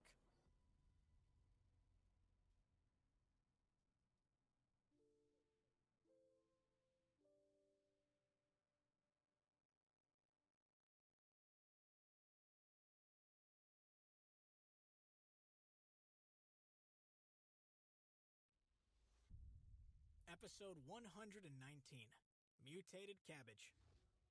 Isabella had seen the plant pot in Harris's room and brought it out to put on the table. When she had first found it, there had only been a small green seedling in the center of the pot. But when she had returned in the afternoon, the seedling had been replaced with a fully grown cabbage. Isabella had assumed that someone had removed the seedling and replaced it with the fully grown plant, but when she had asked John and Olivia, they had both denied that they had anything to do with it, and it couldn't have been Harris because he had only just returned to the house. Isabella was beginning to think it must have been a ghost. But as she looked at Harris, he seemed to know something about it. "Harris, what's going on? There was only a seedling in this pot this morning. How did a big cabbage suddenly appear so quickly?" she asked. As Isabella spoke, John and Olivia turned to Harris and waited for him to respond. Harris looked at the cabbage on the table, thought for a while, and then replied, "Mom, this is a mutated vegetable seed created through hybridization that I've been doing during my free time. As you can see, it can grow very quickly, but also, the cabbage grown from the mutated seed can be used as a beauty treatment." When John, Isabella, and Olivia all heard this, they didn't know what to think. They were shocked that Harris had the knowledge or the time to do this type of research and development. Isabella looked at the cabbage and then at her son and asked, "Harris, you said it can grow quickly. How long exactly does it take to grow from seed to a mature plant?" Harris couldn't answer straight away. He remembered that he had planted it at 8 o'clock that morning, and it was now 3 o'clock in the afternoon. "I suppose it takes between 6 to 8 hours to grow from seed to maturity," he guessed. When they heard his response, the whole family gasped. They looked at him in shock, and then back at the cabbage on the table. But even Harris was shocked by the speed with which this cabbage had grown from seed. A cabbage's normal growth cycle was around 50 to 60 days, but the mutated seed had reduced that to between 6 to 8 hours. In other words, it had been shortened by more than 200 times. It was quite terrifying, and John, Isabella, and Olivia looked at him in a way that made Harris feel very uncomfortable. He tried to make light of the situation and said bashfully, "I know I'm handsome, but you don't have to stare at me like that, do you? You'll only embarrass me." "You? Handsome?" Olivia teased as she rolled her eyes and smiled. The awkward atmosphere was eased slightly, and everyone laughed. But then John spoke up and asked Harris, "Who else knows about this?" His words highlighted the seriousness of the situation, and everyone started to feel nervous again. It seemed that Harris was the only one who was unconcerned. "Dad, don't worry, I developed this by myself. No one else knows," he reassured him. Only then did John heave a sigh of relief. Then he looked from his wife to his 2 children and cautioned them. "Isabella, Harris, Olivia, we cannot talk about this outside this house. Do you understand?" he said. Not a word. Everyone understood the reasoning behind this and nodded their heads in agreement. "All right, Dad, lighten up. I'm going to use this cabbage to make some food for dinner. You can all have a taste," he said. Harris wanted everyone to stop worrying. He picked up the cabbage and took it into the kitchen.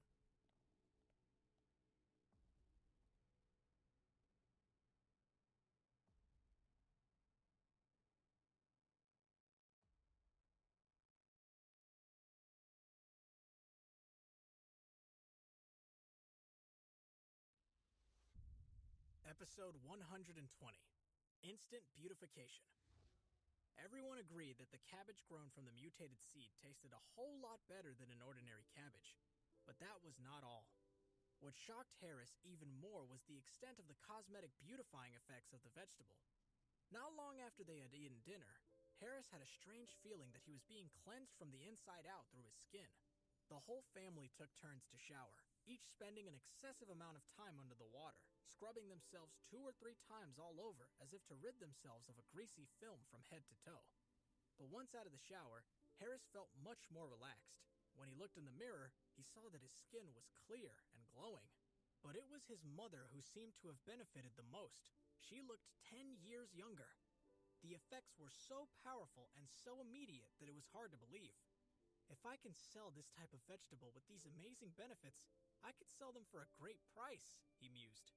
Harris was excited about this idea, then soon realized the difficulties he would face. Although I could sell a miracle cabbage for $10, I'd never be able to plant it on a large scale. Not to begin with, anyway, he thought with regret. But then, maybe that wouldn't be such a terrible thing. The rarer the item, the more expensive it is.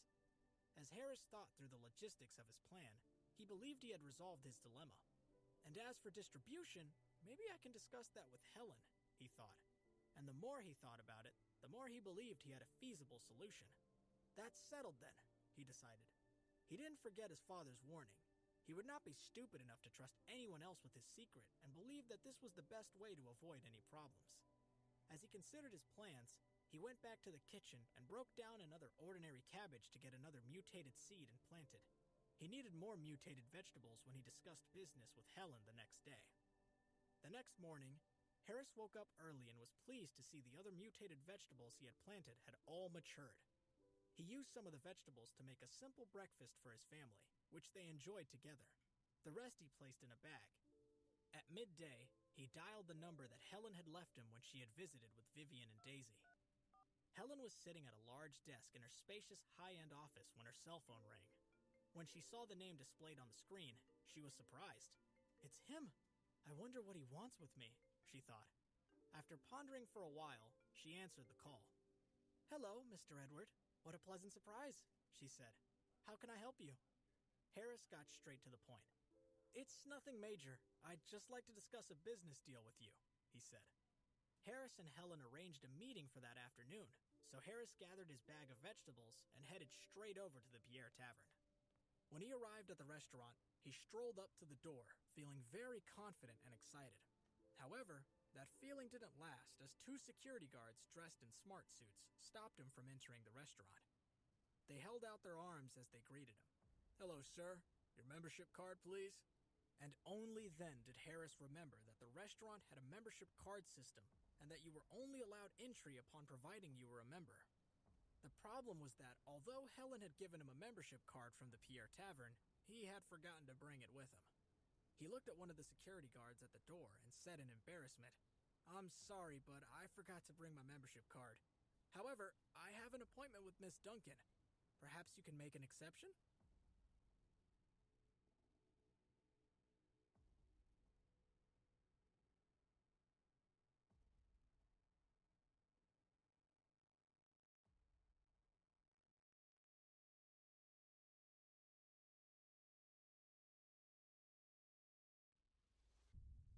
Episode 121. I forgot my membership card. But the security guard looked at Harris and said, I'm sorry, sir. We have rules. Harris was disappointed, but there was little he could say. He thought about going home to fetch his card, but it seemed such a waste of time as he was already there. He decided to call Helen and ask her to send someone to let him in. He rang her number, and when she answered, he explained his predicament. Hello, Miss Duncan. I left in a hurry today, and unfortunately, I forgot to bring my membership card. I'm outside the restaurant, and your security guards won't allow me inside, so I wondered whether you could send someone from your office to let me in. The security guards listened to Harris's call and burst out laughing when they heard his request. Then he heard them whispering among themselves. How many has that been today? Another admirer for Miss Duncan? That's right. The one who turned up not so long ago was all right. At least he drove an expensive sports car and wore an expensive suit. But look at this one. Look at his clothes. He's not even wearing a suit, and he didn't even have a membership card. And still, he thinks he's in with a chance. You have to admire him, though. He has guts, I'll give him that. As Harris listened to this exchange, he stepped away. Do they think I'm interested in Helen? He thought as he looked at the two security guards in surprise. The guards noticed Harris look their way and realized they had been overheard, but they didn't seem to be concerned. One of them even gave Harris a thumbs up. Hey kid, I admire your ambition and enthusiasm, but we still can't let you in, he said apologetically. Then he looked Harris up and down and said, not unkindly, why don't you give up? Go back to school. Yeah, you still need a membership card, said the other. After musing for a moment, Harris smiled and asked curiously, does Miss Duncan receive many uninvited visitors from young men? One of the guards began. Of course, today. But before he could continue, his colleague interrupted him. Hey, don't say anything. The general manager, Mr. Spencer, is on his way over. Harris and the security guards watched as a middle-aged man in a suit approached. The guards' expressions changed. They both stood up straight and said nothing further. Harris noticed their reaction, and he tried not to smile. When Mr. Spencer reached the entrance, he looked around, confused. He could only see the two security guards and a young man aged 17 or 18. Didn't Miss Duncan say that Mr. Edward was at the door? Mr. Spencer muttered to himself.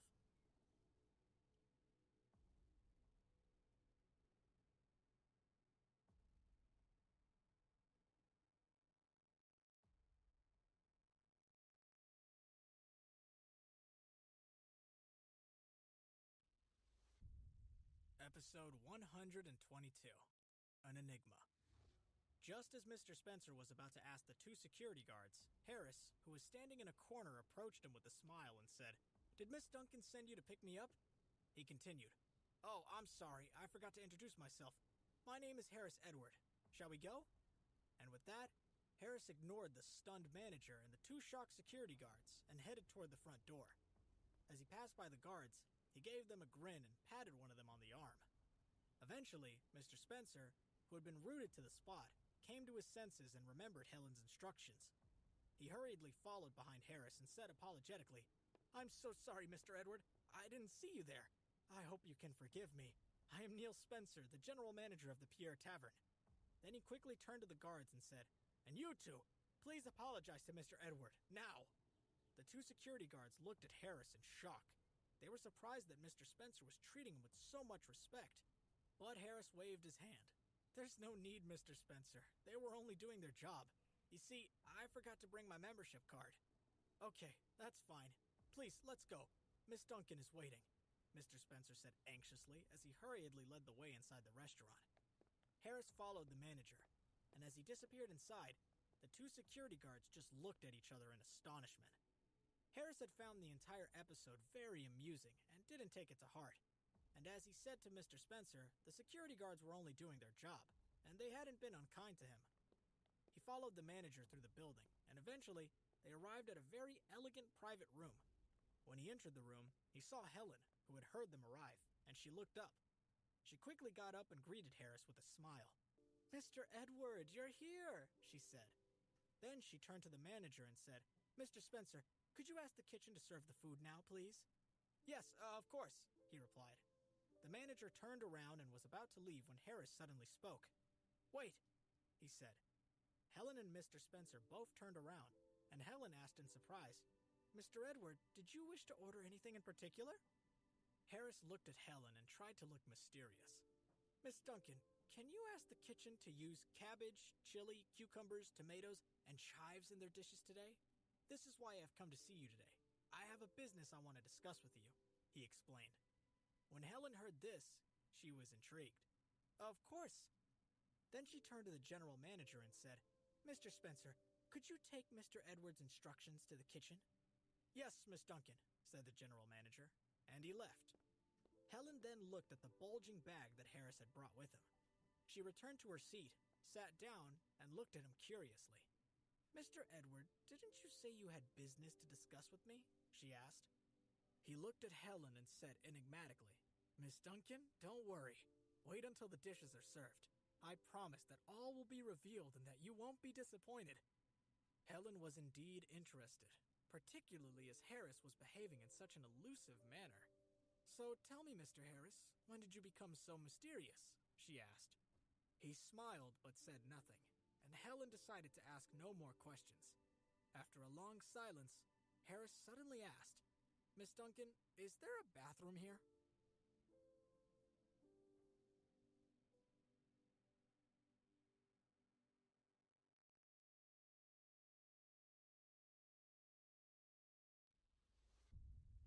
Episode 123, A Tale of Two Dishes. Helen was puzzled when she heard the question, but she answered anyway.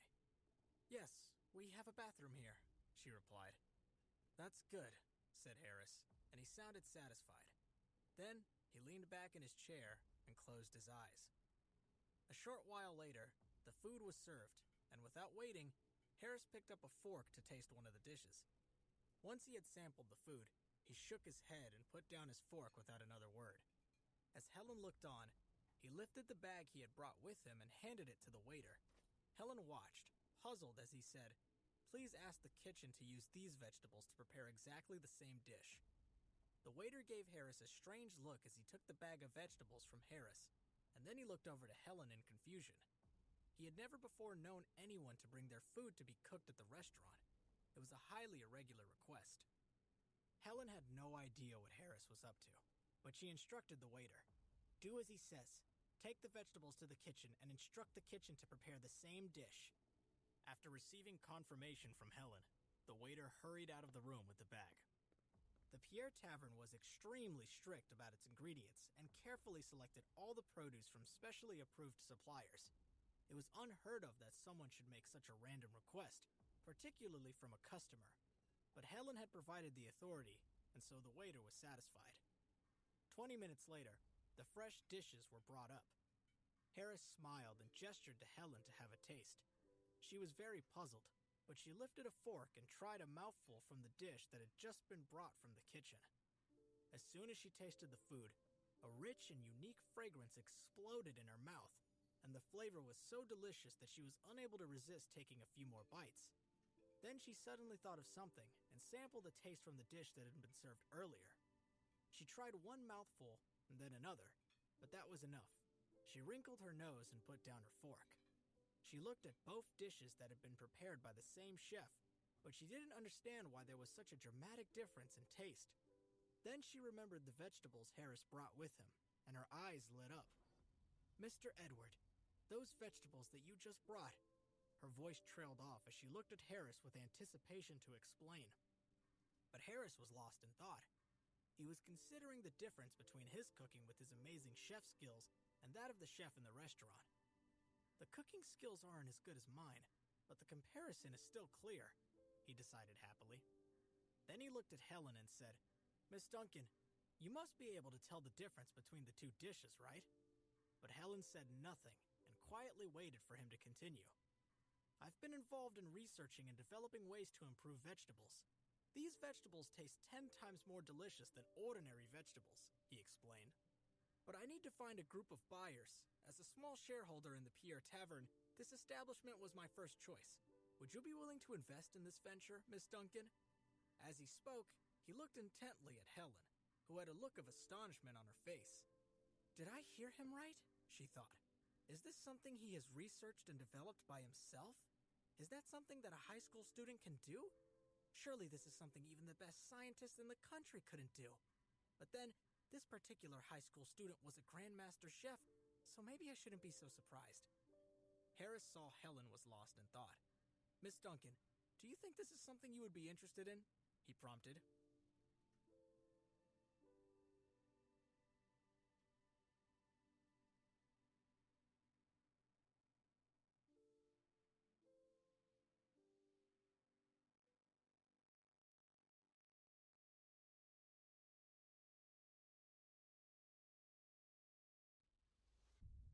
Episode 124, An Expensive Proposition. Helen shook her head and quickly answered Harris. Yes, she replied. Then she hurriedly continued. "I'm willing to offer $5 million to buy a batch of these mutated vegetable seeds." Harris just looked at Helen and smiled but said nothing. Although $5 million was a lot of money, he hadn't yet explained all the benefits of these vegetables. The benefits went beyond just taste. and he believed that if Helen knew that the vegetables she had just eaten had very strong health and beauty benefits, then she would likely offer considerably more. Harris wasn't sure that $1 million would be enough to buy a single one of these mutated seeds. But Helen saw that her offer hadn't tempted Harris, and after a short pause, she spoke again. "How about this, Mr. Edward? I'll bid $10 million for all 5 types of vegetable seeds," she offered. She had doubled the price, and Harris still didn't react. So after another short pause, she said, "Perhaps you could name your price, Mr. Edward?" Harris was considering his position. If the mutated vegetables only changed the taste of food, he might have taken Helen's first offer, but it wasn't as simple as that. Harris's silence made Helen frown, and she started to think that Harris was being a little too greedy. Then Harris checked the time and smiled. He looked over at Helen and asked, "How do you feel, Miss Duncan? Do you feel a little uncomfortable?" Immediately after he said this, she noticed that she did indeed feel extremely uncomfortable, and as though there was a film of sweat all over her body. "Miss Duncan, go take a shower. We'll talk later," he said. Helen thought for a moment that Harris had drugged her, but when she saw how calm he was, she dismissed that idea. "I'm sorry, Mr. Edward. Wait here. I'll be right back," she said apologetically. But Harris just sat there in silence and watched her leave. Helen reappeared after an hour. She walked into the room, saw that Harris was still there, and rushed over, her face full of shock. "Mr. Edward, what's going on?" she asked urgently. It seems that Helen has already discovered the benefits of the vegetables herself, he thought, and he smiled. He invited her to sit, and when she had, he began to speak. "I think you must have already discovered the benefits of the vegetables," he began. "Each of my mutated vegetables not only tastes 10 times more delicious than ordinary vegetables, but each one also has a powerful benefit." As Harris spoke, Helen's eyes widened with shock. "For example, my cabbage has an amazing beauty and health benefit," he continued. "If I'm not mistaken, I think you've already felt this benefit. There's no need for me to explain further." Helen had already guessed as much when she was bathing, but to hear Harris explain it to her like this seemed too incredible to be true. Harris continued to describe the special attributes of the 4 other types of vegetables. Helen listened in awe as though he were describing something magical, but she knew from her personal experience that it was all true. Once he had finished speaking, there was a long silence. Helen realized that her offers were far from enough, and she apologized. "I'm sorry, Mr. Edward, but I've misjudged you," she said. "I thought you were being greedy, but now I understand the true value of what you're selling."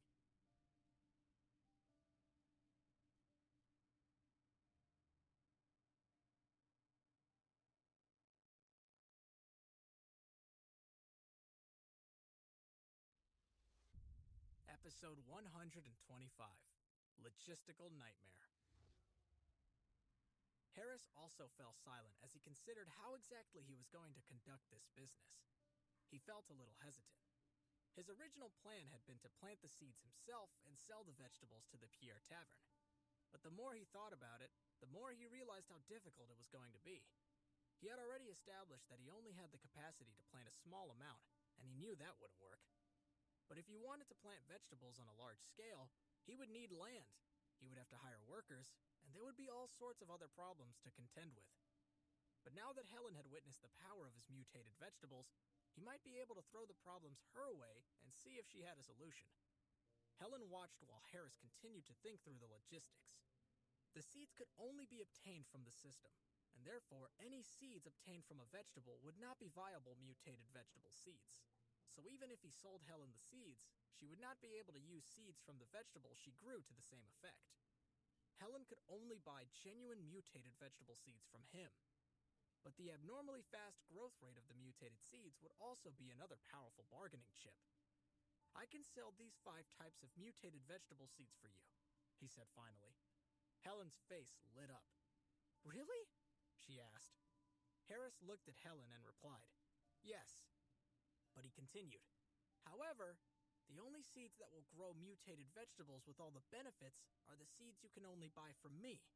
You can't use seeds from any vegetables you grow from these seeds, so you have to buy the seeds from me every time." When Helen heard this, she became angry. She thought she knew why Harris was doing this. She believed he was simply greedy. She said angrily, "Name your price."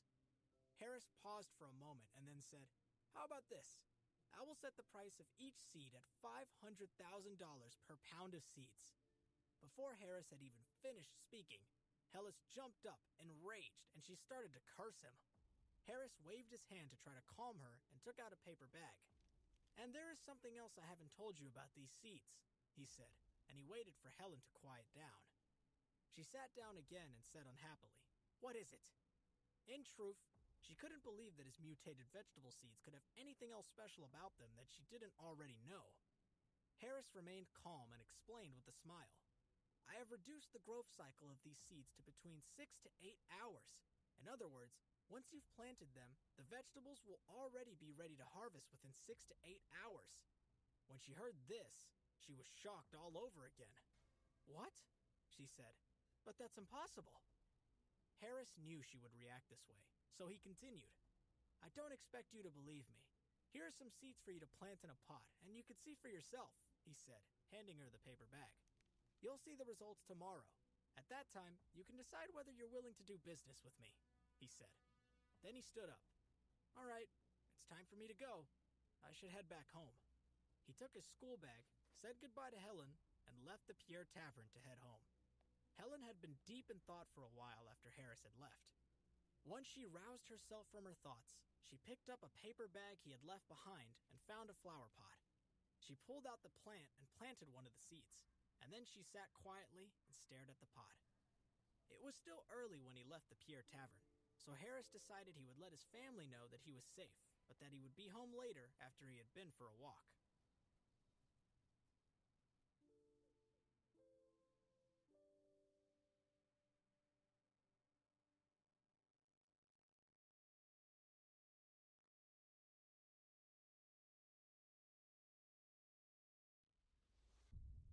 Episode 126. Time to buy a new phone. Harris took out his cell phone to call home, but he realized that his 3-year-old phone was out of battery again. "Damn it! I only charged it this morning and I've hardly used it, but it's already out of battery," he thought. He looked at the old device in his hand and made a decision. "I've had this cell phone for 3 years. It's time for a change. I should also buy new phones for Mom, Dad, and Olivia." So, Harris took a taxi to a large nearby electronics shopping center, Silver Star Electronics. A sales assistant ran over to greet him as he entered the mall. "Hello, sir. Welcome to Silver Star Electronics. How can I help you today?" she asked. Harris got straight to the point. "What's the best phone you have?" "Sir, this phone is one of the best we currently have in stock," she said as she took out a phone and began to explain some of its features. "It's the latest model from a Chinese company with the latest technology and many other great features. Is there anything in particular you would like to know?" she asked. Not far away from where they were standing, there was a heavily made-up but attractive young woman. Her name was Katie Roberts. She overheard the beginning of the sales pitch and dragged an overweight middle-aged man along with her to stand closer to hear the conversation more clearly. She was thinking about buying the same model of phone and wanted to know what the sales assistant would say about it. Harris sensed that someone had approached, and he glanced in their general direction but didn't pay them much attention. The sales assistant was trying her best to persuade Harris that the Chinese phone was a sound investment, but his last phone had been Chinese, and he was thinking about something different, so he lost interest. He interrupted the sales assistant and said, "All right, I'm not interested in that model." He pointed to another phone and asked, "What about this one? What can you tell me about this device?" The sales assistant was very patient. "Yes, sir," she said, and she smiled and began to explain the features on the second phone. However, Katie, who was listening quietly, was not happy, and she rudely interrupted their conversation. "But I want to hear what you say about that phone. I'm interested. I want to hear more," she said petulantly. She glanced at Harris, saw how young he was in his plain clothes, and gave him a look of disdain. "Why would you bother wasting your time with someone like him?" she asked the sales assistant. "He probably doesn't even have the money to spend on a phone like that." Then to Harris, she said, "You obviously can't afford it. Stop wasting everyone's time. Just go away. I don't know who you think you are." Harris turned around and looked at the stranger who was hurling abuse at him for no reason. He wasn't interested in getting into an argument, so he simply said, "Get lost." But this infuriated Katie Roberts, and she brought her hand back, about to strike Harris when he turned around and glared at her. When Katie saw his cold stare, she dropped her hand and took a step backward. She was momentarily afraid, but then she became indignant and felt humiliated. She turned around and grabbed the arm of the man beside her and started to sob.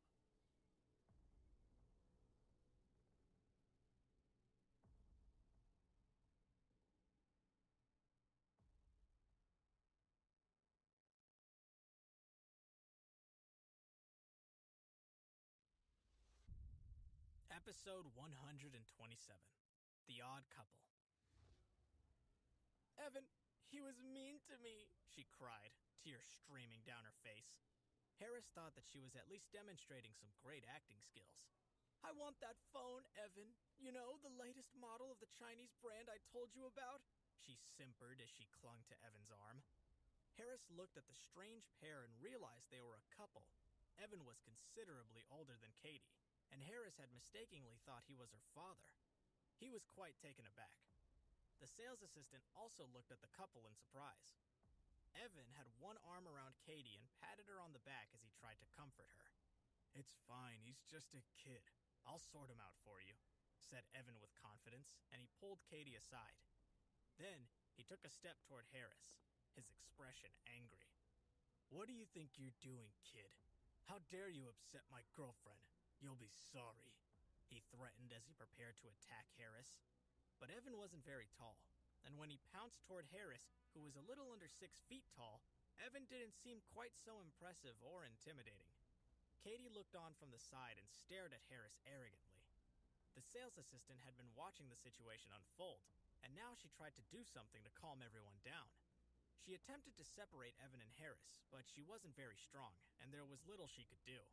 Sir, please calm down. There's no need for this," she pleaded, addressing Evan and Harris. And then she turned to Evan and Katie and said, "Sir, ma'am, if you just wait a moment, I'll take you through the features of the Chinese phone straight away," she said. But all her attempts were blocked by Katie. Harris looked at Evan, and then he said, "Yeah, not bad. Go on, give it your best shot." And when Harris said that, the sales assistant couldn't help but burst out laughing. But when Evan heard this, his face burned red, and he glared at the sales assistant and swore at her. Then he reached out his hand and slapped Harris across the face. The sales assistant screamed. She didn't know what else to do. The situation was out of her control, and she felt completely out of her depth. But Harris was unmoved by what had happened, and he didn't move a muscle. The sales assistant was becoming more agitated by what was happening. When she saw that Harris hadn't moved, she couldn't bear it any longer, and she closed her eyes.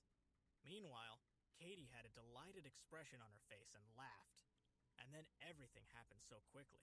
There was a crisp, loud sound and a quick movement across the floor, followed by a miserable scream.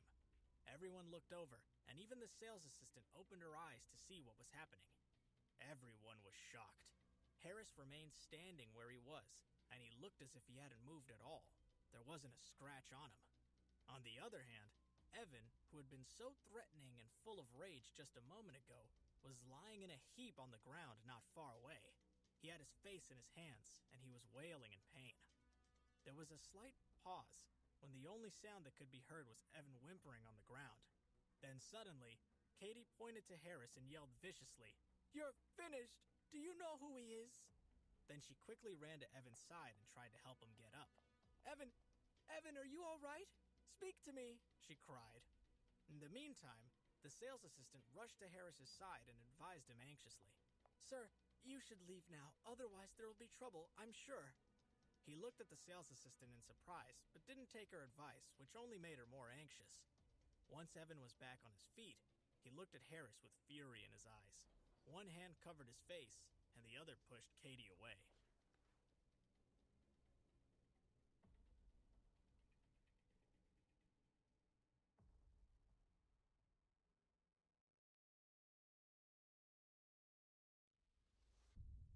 Episode 128, Status Symbol. Evan pointed at Harris and glared furiously. How dare you hit me?" he said. Harris gave Evan an icy stare, which scared him into taking a few steps back. "Just you wait," he said as he took out his phone and prepared to make some calls. But before he could do anything, the general manager of Silver Star Electronics, Mr. Doyle, who heard the commotion, rushed over with 5 security guards. "What's going on here?" he asked. Katie stepped forward, wanting to tell her side of the story first, and pointed at Harris indignantly. "This kid doesn't have the money to buy a phone, so he shouldn't be taking up any space here. Besides, he hit someone too," she said. Evan quickly spoke up as well. "Mr. Doyle, it's true, he slapped me," he said, clutching his face. The pair of them were lying, but Harris didn't contradict their story. The sales assistant, who was beside Harris, couldn't watch. She was about to explain the situation to the manager when Harris pulled her back. Mr. Doyle noticed and frowned. He instinctively thought Evan was more likely to be telling the truth, but he would be stupid to only listen to one side of the story. His gaze fell on Harris, who was young, wearing plain clothes, and carrying a cheap school bag, but he didn't look down on him. "Is that correct, sir?" he asked politely. Harris looked at the couple and didn't say anything, and then he took a platinum card out of his pocket and slammed it down on the glass counter. Mr. Doyle's and Evan's faces immediately changed. The manager was shocked, but Evan, on the other hand, looked sick. He had an ugly look on his face, but he also looked at Harris with regret. The platinum card showed someone was an important member of the Grand Spire Bank, and it was a status symbol. He couldn't believe he had offended someone who had that kind of card.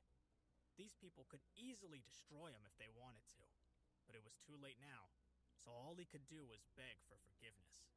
As Evan was thinking of ways to apologize to Harris so that he would let him go, the sales assistant was thinking about the reactions Mr. Doyle and Evan had had when they saw the card. She looked at the exquisite platinum card on the counter with surprise and curiosity. It was familiar to her, but she couldn't place it. Katie didn't recognize the card and hadn't seen Evan's and the manager's reaction when they saw it. She looked at Harris and sneered, "It's too late now, so why are you still pretending? No one's impressed by some kind of membership card, you loser." Before she could continue, she was interrupted by Evan. "Shut up!" he shouted coldly.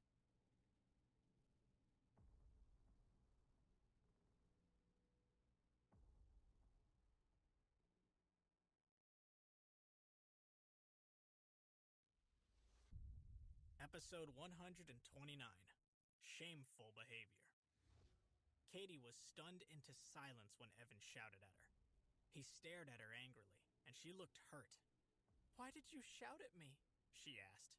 But Evan ignored her and went up to Harris with a big smile on his face. "I apologize for everything. I hope you can forgive me," he said. As he pulled her over to him, Katie was confused. "She apologizes too. It was all her fault," Evan continued. "If Katie hadn't been looking for trouble in the first place, I wouldn't have stood up for her and offended this big shot," he thought. And the more he thought about it, the angrier he became. "Hurry up and apologize," he shouted coldly at her. "After all, you got us in this mess." Katie began to get very angry at the way she was being treated, but when she saw the warning look in Evan's eyes, she calmed down. She was a vulnerable college student and not used to being in the city, so she still had a lot to learn. She realized that, from the way Evan had changed his attitude so quickly, the card the kid had taken out probably meant something. If Evan was so scared of him, maybe she should be too. The more she thought about it, the more afraid she became, so she quickly apologized to Harris. I'm sorry, she said. "I shouldn't have spoken to you like that." Harris listened, but he had a hard expression on his face and showed no sympathy for them.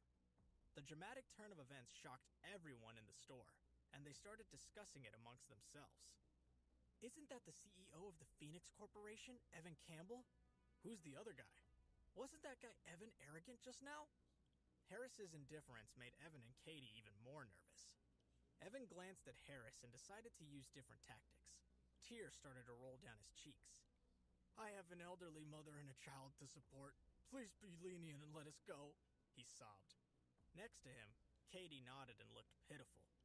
No one knew whether to laugh or cry, but Harris was disgusted by Evan's over-the-top acting. He also hadn't expected the card Helen had given him to be so useful.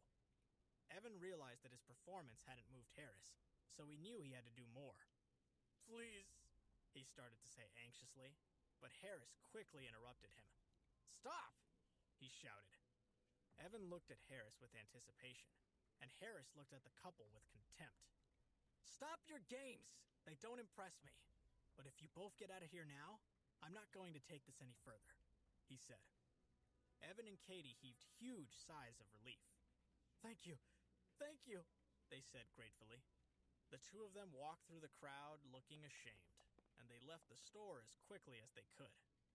Harris looked in the direction they had gone and muttered to himself, "He is so despicable."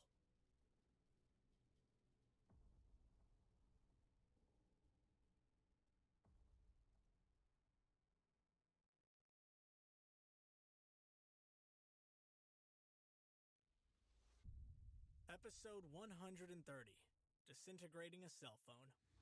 The sales assistant, who was looking at Harris with admiration, burst out laughing when she heard him muttering. Harris turned around to look at her, and she quickly stopped, lowered her head, and didn't dare to look him in the eye. The general manager approached Harris. "I'm very sorry about the incident today," he said respectfully. "As an apology, we will provide a 50% discount on anything you buy today." Harris looked at him in surprise. "That won't be necessary. I can afford to pay full price for what I need," he said. "Okay, if you insist," the manager said. Harris looked at the sales assistant and asked, "Could you explain this phone's features to me?" The manager was smart. He knew the sales assistant was good at her job, and he also felt that Harris didn't like him very much, so he stepped back and left them to it. The sales assistant started talking to Harris about the phone. "Sir, this phone has the latest facial recognition function, and," as he listened, Harris picked up the phone and played with it, but his body suddenly stiffened. "Discovered a phone. Do you want to disintegrate it?" Harris was shocked and tried not to react. "I wonder what I'll get after disintegrating the cell phone," he thought, and when he noticed a computer on the counter next to him, his eyes lit up. Since the phone can be disintegrated, there shouldn't be any problems with the computer, right? He pointed at the computer and said to the sales assistant, "Could I take a look at this too?" The sales assistant was happy to help, and she described the features of the computer to him as he picked it up. Because Harris was listening to the system, he wasn't interested in hearing the sales assistant's pitch, so he interrupted her. "Give me 3 of these computers and 5 of the phones you were showing me. I'll take them all now," he told her. She was shocked that Harris wanted to buy so much, but she didn't ask any questions. It wasn't as if he couldn't afford it. She quickly went to get everything he had asked for. Harris spent $6,000, and he left the store carrying a large bag. When he returned home, Harris took 2 phones and 2 computers from the bag and left the rest in the living room. He ran to his bedroom, locked the door, and started his research. First, he took the SIM card out of his old phone and called out to the system. The system notification rang as promised. "Discovered an old phone. Do you want to disintegrate it?" Harris didn't hesitate at all. Deconstruct. Congratulations to the host for breaking down the old phone. Obtained skill 1000-mile sound transmission. Skill points 0.9. Experience points 0.9. 1000-mile sound transmission technique level 1, 0 out of 10. Literal meaning, so no explanation is needed. Disintegration complete. Do you wish to extract and fuse?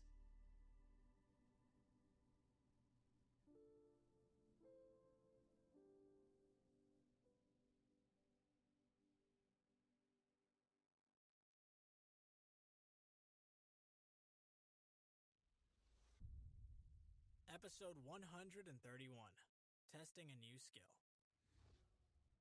Harris was shocked. "My phone has been disintegrated, and now I have another mystical ability. This system is amazing," he thought. Harris replied excitedly to the system. "Extract and fuse." As soon as he had finished speaking, the skill merged into his body, and his abilities related to the 1000-mile sound transmission technique appeared in his mind. After Harris had received all the information, he was filled with excitement. "This is a valuable skill. Once I master it, I'll be able to transmit my voice around the world. I wonder if there are any limits to it," he thought. Harris was puzzled, but he quickly put the question to the back of his mind. This skill is only at the first level, and it only works at a distance of 350 feet. At that thought, Harris felt slightly depressed. Luckily, I can use the skill points to level up. Besides, 350 feet isn't useless, and I haven't even tried it yet. The thought cheered him up, and he couldn't wait to test his new skill. He decided that Olivia would be the subject of the experiment, as she was studying at home. A mischievous look flashed across Harris's eyes, and he immediately used the 1,000-mile sound transmission technique. Very quickly, special waves were emitted from his body. In the bedroom opposite, Olivia was studying in peace. She had no idea that her brother was preparing to play a prank on her. Recently, as she had gotten to know him better, she had started to feel strangely threatened by him. She knew she had to work harder and learn more. He was in his final year of high school, and as the college entrance exams ended, the middle school exams would follow. She didn't have a way of cheating, so she could only rely on her hard work. As she studied, she suddenly heard a voice calling her. "Olivia! Olivia!" She was puzzled and quickly opened the door to have a look outside her room. When she saw there was no one there, she stood quietly and listened. The voice sounded again. "Olivia! Olivia! It's your brother!" Olivia heard it. "Harris?" she called. It was her brother's voice, but she couldn't see him anywhere. She walked out of her bedroom and looked around the hall doubtfully. "Harris, are you back?" she asked. Harris didn't move. "Olivia, I have a gift for you in the living room. Go and find it." Olivia could hear Harris's voice once again, but she didn't know where it was coming from. "A gift?" she asked. Olivia went to the living room and found a large bag next to the couch, but there was no sign of Harris anywhere in the house. "Harris, where are you?" Olivia asked in a trembling voice. Harris heard her and thought he had taken the joke too far, so he opened his bedroom door and stopped teasing her. When Olivia saw him, she felt relieved. He told her to take a computer and a phone from the bag, so she did and happily returned to her bedroom. Harris also went back to his bedroom and carried on with his business, fixing his eyes on the phone he had just bought. "I've already deconstructed a phone. I wonder if anything different will happen if I deconstruct another one," he thought. That was exactly why he had bought extra cell phones. When Harris held the brand new phone in his hand, the system notification rang again.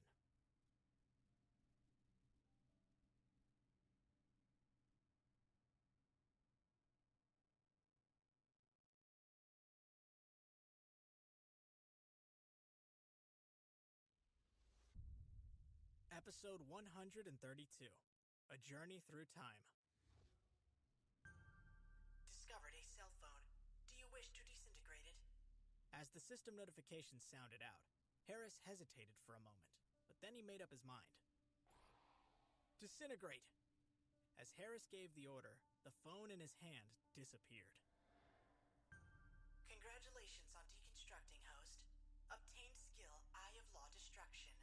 Skill points 0.9. Experience points 0.9. Eye of Law Destruction level 1. 0 out of 10. Divine level ocular skill. With it, nothing can deceive your eyes. Disintegration completed. Would you like to extract the fusion? The system notification sounded in Harris's mind, but he was distracted by how interesting the new skill sounded. Eye of Law Destruction? Do you know how powerful it is? Regardless of why he had broken down the phone and obtained the skill, Harris was still very excited.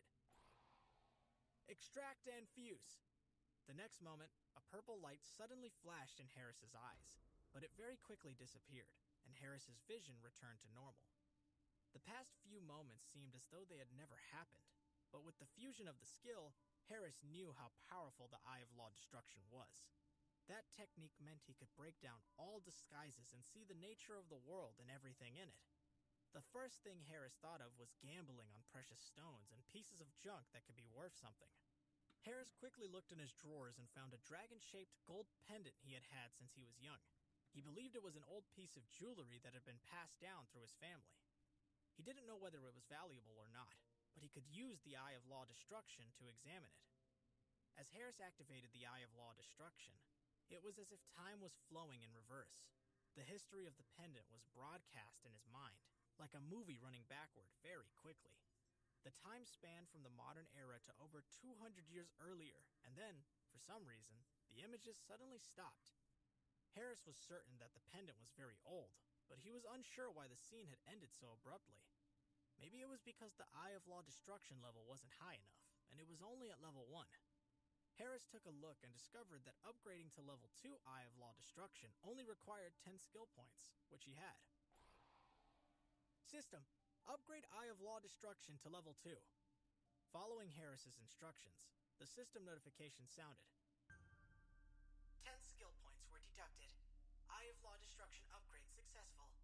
Eye of Law destruction level 2, 0 out of 100. Divine level ocular skill. With it, nothing can deceive your eyes. After the Eye of Law destruction had upgraded, Harris once again used the skill to look at the pendant. As he had expected, the scene only stopped when it had shown the origins of the pendant, and Harris discovered it had been created by a master goldsmith. Although the images had shown a journey over hundreds of years, in Harris's mind, it had been completed in just a few seconds, and he marveled at the power of the Eye of Law destruction.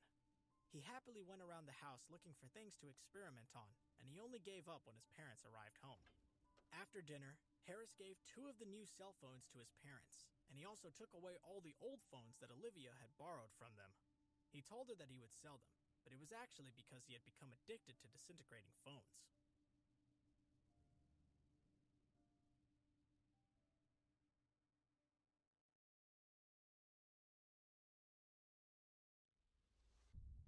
Episode 133, A Profitable Agreement. By deconstructing 2 phones, Harris had gotten 2 amazing skills, but he wanted to find out what other rewards he could get if he continued to deconstruct. But this time, Harris wasn't as lucky. He disintegrated 3 phones and an old computer, and he was only successful with 1 of the phones, but he obtained another powerful skill. This one was Wind-Catching Ear level 1, 0 out of 10, which allowed him to hear everything that was going on from wherever he was. He was so excited. He tested his new skill and discovered that a level 1 wind-catching ear could only listen at a maximum distance of 350 feet. But he was happy because it perfectly matched his 1,000-mile sound transmission skill. It would be even better if I could get a 1,000-mile eye skill, he thought, even though he knew he couldn't make it happen. He spent 20 skill points upgrading the 1,000-mile sound transmission and wind-catching ear skills to level 2, and then he stopped. The next day, after breakfast, Harris decided to go to a nearby antique market and try to use his Eye of Law destruction to see if he could pick up on any good deals. But just as he was about to leave, he heard an impatient knock at the door. When he answered it, he found Helen there, and he had never seen her so agitated. She stared at Harris intently, and he realized she must be shocked by the rapid growth of the mutated vegetables. After a moment, Helen finally spoke. "You must have magic powers," she exclaimed with an utterly confused expression on her face. The speed at which the vegetables had grown from seed to maturity had been hard to comprehend. And although she didn't realize it, she wasn't that far from the truth. But Harris just smiled and said nothing. Helen revealed the purpose of her visit, and the 2 of them quickly agreed on a deal for a supply of vegetable seeds. She agreed to Harris's conditions and bought 5 types of mutated vegetables at $500,000 per pound for 4 pounds of each. Harris said he didn't have enough seeds at that point, so he needed more time, but Helen was willing to wait. They both agreed they would trade in a month, but Helen paid half of the money as a deposit, so Harris made another $5 million. After Helen had left, Harris began to think about how he could make enough of the mutant seeds. If he bought those 5 types of vegetables in Chicago, people would notice, and Helen would get suspicious. He decided to go to other places to look another day, but he continued with his plan for that day and headed to the antique market. After leaving the house, Harris took the bus, but it was so slow that traveling the short distance took almost an hour. Harris considered learning how to drive, getting his driver's license, and buying a car. As the bus waited at another stop, a woman carrying a little girl got on. The little girl kept crying, and the woman tried to soothe her. The bus was due to terminate at the train station, which meant it was very busy and there were no seats, so the woman had to stand with the crying child in her arms. Lots of people were disturbed by the little girl's sobs, and although some of them frowned, no one did anything to help. Harris had been on the bus for some time, so he had a seat, and although he still had a long way to go, he stood up.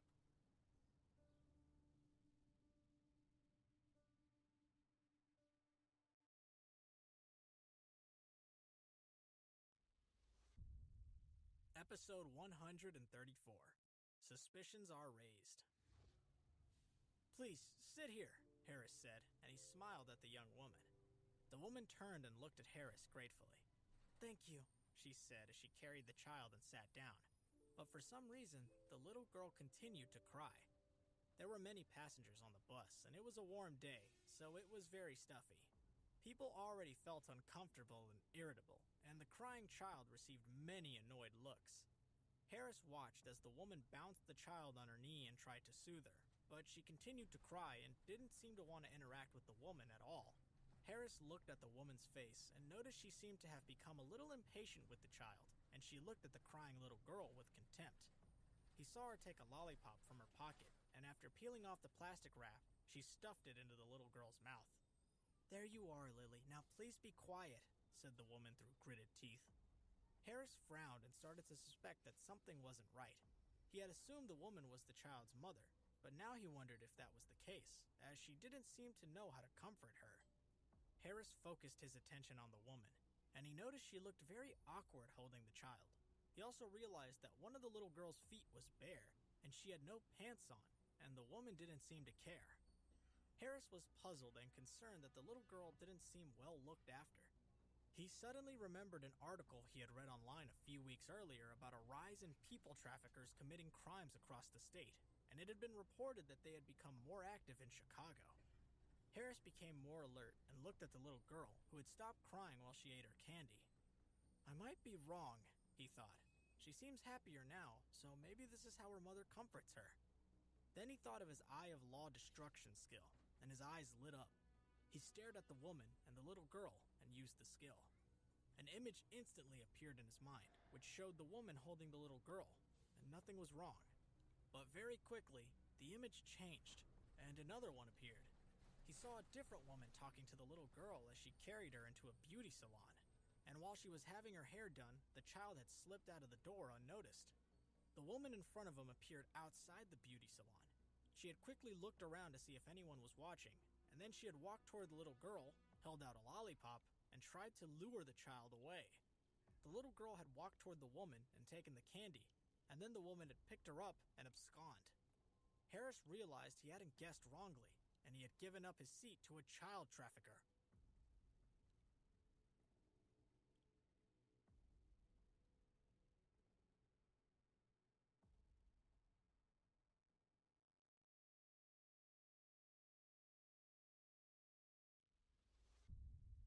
Episode 135. An Anonymous Report. Harris took a sharp intake of breath. What should I do now? He asked himself. He could try to snatch the little girl back from the woman, but other people might misinterpret it, which would be awkward. I can't forcefully take her away, he thought. Anyway, while she's right next to me, I don't need to panic. Harris thought quickly, and he began to come up with a plan. There were traffic lights at the intersection ahead, and a group of police officers was on duty. Harris's eyes lit up as he realized the answer to his problem. The traffic lights changed to red, and Harris's bus stopped about 200 feet away from the police officers. And when the woman with the child saw the police, a trace of panic flashed across her eyes. Harris calmly glanced at her as he activated the 1,000-mile sound transmission skill. A special wave was emitted from Harris's mouth, and it headed toward the police officers on duty. Officer Wilson was in charge, and he suddenly heard a voice in his ears. "Officer, there's a female people trafficker on the bus at the intersection on your left. She's carrying a little girl, about 3 years old, and she's sitting in the third seat on the left. The child's name is Lily. Quickly, come and rescue her." Officer Wilson looked around in confusion, expecting to see someone standing next to him, but there was no one else there. He automatically glanced over at the bus at the intersection. The officers behind him all had strange expressions on their faces. "Did you hear it too?" Officer Johnson was the first to speak, and the others were all shocked. "I heard it. Someone said that there was a people trafficker on the bus? Officer Wilson, do you want to take a look?" Officer Wilson was a little hesitant, but everyone else had heard it, so he hadn't imagined it. He didn't know whether the voice was telling the truth or not, but he instinctively suspected it was, and he wouldn't be able to rest until he had investigated. "Officer Johnson," he ordered, and struck that bus to stop at the side of the road for an inspection. "Yes, sir," Officer Johnson replied. "Everyone else, follow me and help with the checks," Officer Wilson added. Officer Johnson ran to the front of the bus and gestured for it to stop, and although the bus driver was puzzled, he did as he was asked. Harris had heard the conversation between the police officers, so he smiled slightly, but the woman beside him stiffened and started to look very uneasy. The other passengers on the bus expressed mixed emotions, from surprise to annoyance. Officer Wilson led the other officers to the door of the bus and knocked on it. The driver understood and opened the door to let them on. Everyone looked puzzled as Officer Wilson said, "Sorry for the inconvenience. We won't keep you long, but we need to search the bus." The police officers went along the bus, row by row, with Officer Wilson personally checking the row on the left.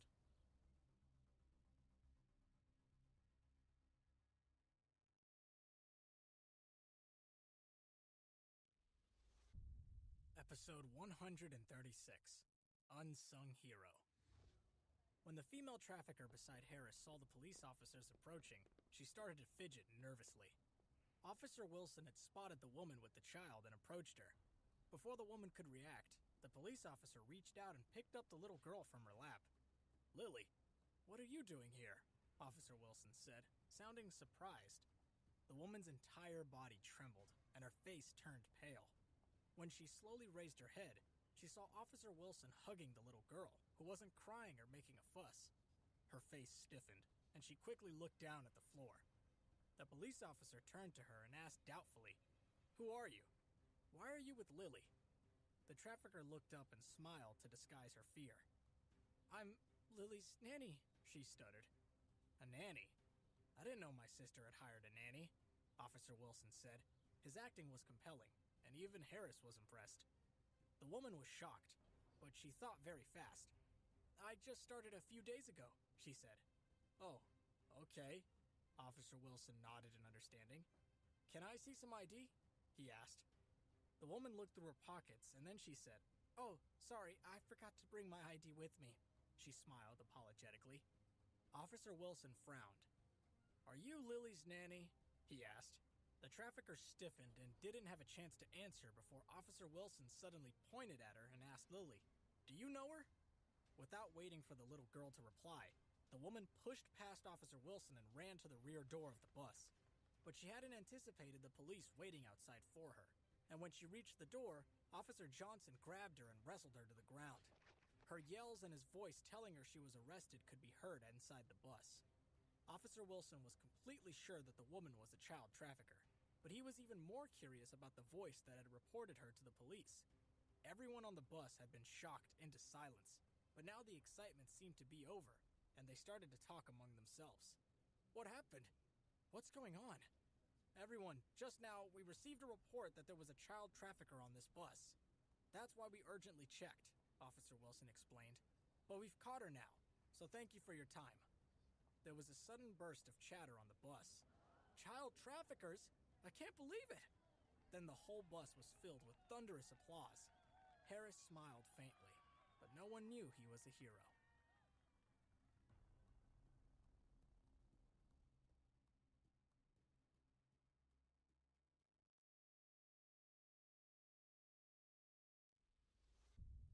Episode 137, A Valuable Opportunity. Everything was over very quickly.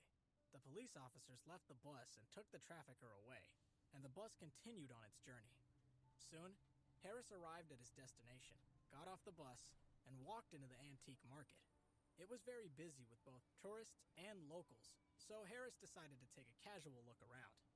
As he walked past one stall, he could hear a couple of people exclaiming about the low price of a well-known set of porcelain. He glanced at it and was speechless. Even without using the Eye of Law destruction, he could tell that the porcelain set was modern and fake. He shook his head helplessly, and then he was distracted by a commotion coming from a stall in front of him. A crowd had gathered around, and it looked like people were arguing about something. Harris was curious, so he moved closer and saw a young man arguing with the stall owner about a simple tiger talisman. He listened to what the other people were saying, and he quickly learned that the young man had gone to the market the week before to find some good deals. The young man had seen the tiger talisman, believed it was real, and bought it for $7,000. But when he had taken it to an expert to be valued, the expert had said that it was fake and wasn't even worth $15. When the man had found out that he had suffered a huge loss, He had returned to the market and requested a refund, but the stall owner had refused, and they had gotten into an argument. Harris stared at the tiger talisman. It was very simple, and it looked authentic, but he also knew that technology was very clever, and there were some very good replicas around, so he couldn't rely on his eye to determine whether it was real or fake. He didn't have expert knowledge and experience to judge, but he did have the Eye of Law Destruction. Harris stared at the tiger talisman and used the Eye of Law Destruction on it. Once activated, many images appeared in his mind, showing that the tiger talisman had a rich history and had passed through many hands. But it was only when the background in his mind changed from the present day to a period hundreds of years earlier that he suddenly paid more attention. "Wow, this is genuine," he whispered to himself. Harris looked at the young man, who was determined to return the talisman, and felt a burst of excitement as he sensed an opportunity, but he knew he had to keep cool and not show it. Harris squeezed through the crowd and pretended to be curious as he looked at the tiger talisman in the young man's hand. "Hey, don't you want this anymore?" he asked. The young man turned and frowned at Harris. "Why, do you want to buy it?" he asked. He looked at Harris, took in his cheap sportswear and young face, and said with disdain, "Can you afford it?" Harris pretended to be shy and lowered his head. "How much are you willing to sell it to me for?" he asked stubbornly. Harris seemed so sure he wanted to buy it that some kind-hearted people quickly tried to remind him why the young man didn't want it anymore. "It's fake. The expert has already made up his mind. Don't buy it."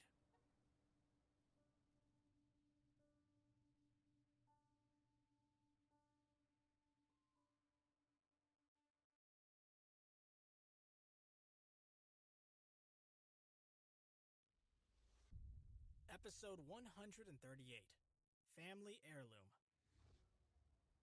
Harris pretended that he had just realized that the tiger talisman was fake. "Oh, I see," he said. "Then I won't buy it." He began to walk away, but then stopped. "But I still like it." He looked longingly at the talisman. An idea began to take shape in the young man's mind. I might have bought a fake, but since this kid likes it so much, I might as well pretend it's genuine and sell it to him. At least then I can make up for the loss. Although he looks like he doesn't have much money, he does seem pretty stupid. He looked at Harris disdainfully, as if he had already judged him to be an idiot. He grabbed Harris's wrist to prevent him from trying to walk away and turned to the person who had warned of the object's lack of authenticity. "What do you mean?" he asked spitefully. "This is my ancestral heirloom. You don't know what you're talking about. I could sue you for slander." He looked back at Harris and asked nervously, "Well, boy, how much will you pay for it? Offer me the right price, and I'll sell it to you." A group of people had gathered around Harris and the young man, and they looked at them in anticipation. "Don't do it, kid," someone warned. "I just heard him asking that stall holder to take it back, so how can he claim that it's a family heirloom?" Harris listened intently to the people around him, and the corners of his mouth turned up into a crooked smile. He remained silent and was happy to pretend to be ignorant and stupid. He put on his best dumb look, grinned at the young man, and held out 3 fingers. The young man was surprised by Harris's offer, and he took on a look of uncertainty. $3,000? he asked. "It's a little less than I was hoping for, but since you like it so much, and I'm a generous sort of person, I'll bear the pain and sell it to you for $3,000. On the surface, he looked disappointed, but he was quite happy with Harris's offer. He had bought the item for $7,000, and although he would make a loss if he sold it for $3,000, it was better than nothing. "Here you are," he said, holding out the object. "Are you going to pay cash, or do you want to do a bank transfer?" He was keen to get the money quickly. He was afraid that Harris would go back on his word. "That's rubbish!" shouted one of the bystanders. "It's an imitation. It's not even worth $100. Harris stood tentatively in front of the people and didn't take the talisman from the young man. He appeared to be harboring some doubts about the purchase. He lowered his head and thought. He said with feigned nervousness. "I meant $300, not $3,000. The young man stared at him in horror. "What?" he said worriedly. "$300? He looked Harris up and down and noted the cheap clothes he was wearing and how young he was. He could see that it was unlikely that Harris would have $3,000 to spare, but he, the young man, had gotten that far, and he didn't want to back down yet. "$300's not enough," he said, shaking his head. "Oh, Sorry, said Harris, looking dumb and still pretending to be naive. Is that too little? I guess it's an old family heirloom. Offer me more, and I'll see what I can do, said the cocky young man.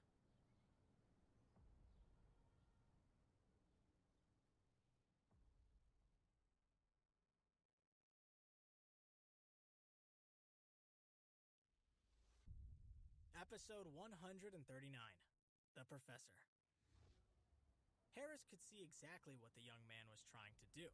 He knew that he wanted to extract as much money from Harris as he could to cover his original mistake, and Harris could see right through him. He pretended to be eager and took another long, hard look at the talisman in the young man's hand. He picked it up and examined it carefully. Then, he removed his backpack from his back, put his hand inside it, and pretended to rummage around for the money. There was no money in the backpack. Instead, he spoke silently to the system until the money materialized inside his bag. It took a few seconds, but eventually, his hand emerged from the bag with a wad of cash, held together with an elastic band. He held out the wad containing $300 in one hand and 3 single-dollar bills in the other. That's all I have, he said innocently to the young man. The young man looked at the cash in Harris's hand with a scowl. 300? He exclaimed. Is that it? That's how much you're going to offer me? He was angry, and he felt that Harris was laughing at him. With a look of disgust, he handed over the talisman and took Harris's $300 with a huff. He left the remaining $3 in Harris's other hand. $300, he said disdainfully. Wait there while I count it.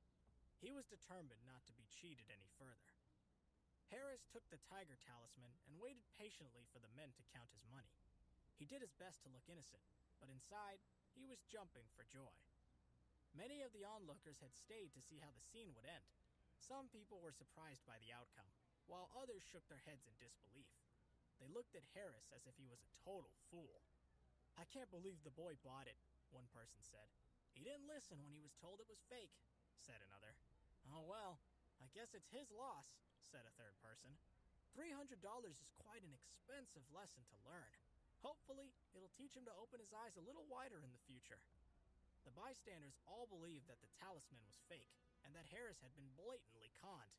After all, nobody would have expected the antique expert to have gotten his appraisal wrong. The young man took a few moments to count the dollar bills, and, eventually, he confirmed that the amount was correct. Okay, kid, he said. I want to make myself clear. I don't want to see you back here expecting to get your money back, all right? He waited for Harris's nod, and then he turned and walked away. The crowd began to disperse, and Harris started to walk off with a smug look on his face. He hadn't gone far when the young man returned. Hey, kid, the man said. Give me those $3. Harris stopped and extracted the $3 from his pocket. He was happy to hand them over. Every little bit counts, said the man, and then he ran off. Harris held the tiger talisman tightly in his hand and watched the young man as he disappeared into the crowd. The corners of his mouth began to turn up slightly, forming the traces of a smile, which grew until it was an enormous grin.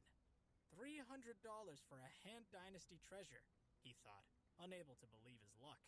It's so cool to pick up bargains. His heart sang with joy. People around him began to look at him strangely, and he realized that he was laughing aloud. He put the talisman away safely in his backpack and looked around to see if there were any more bargains to be found. He was just about to head toward an interesting-looking stall when he heard a voice behind him. Young man, wait, said the voice. He stopped and looked behind him. He saw an old man in a shabby suit, accompanied by a younger man. He recognized the old man and was surprised to see him. Professor Anderson, he exclaimed. You're Professor Anderson of the Museum of Chicago, aren't you? I've seen you on TV. The professor was well known in the city as one of the most eminent antique experts in the country. He was often called in to help authenticate artworks and was regularly on television. Yes, Professor Anderson replied. I come here every Wednesday to look for hidden treasures amongst the bric-a-brac that I can display at the museum. Harris looked at the old man in awe, but he also began to feel a little worried. Professor Anderson moved closer and gave him a big smile. Would you be so kind as to show me that tiger talisman, young man? He asked. I'd love to take a look at it. Harris stared at him and understood that the professor was there to challenge him for the possession of his valuable purchase.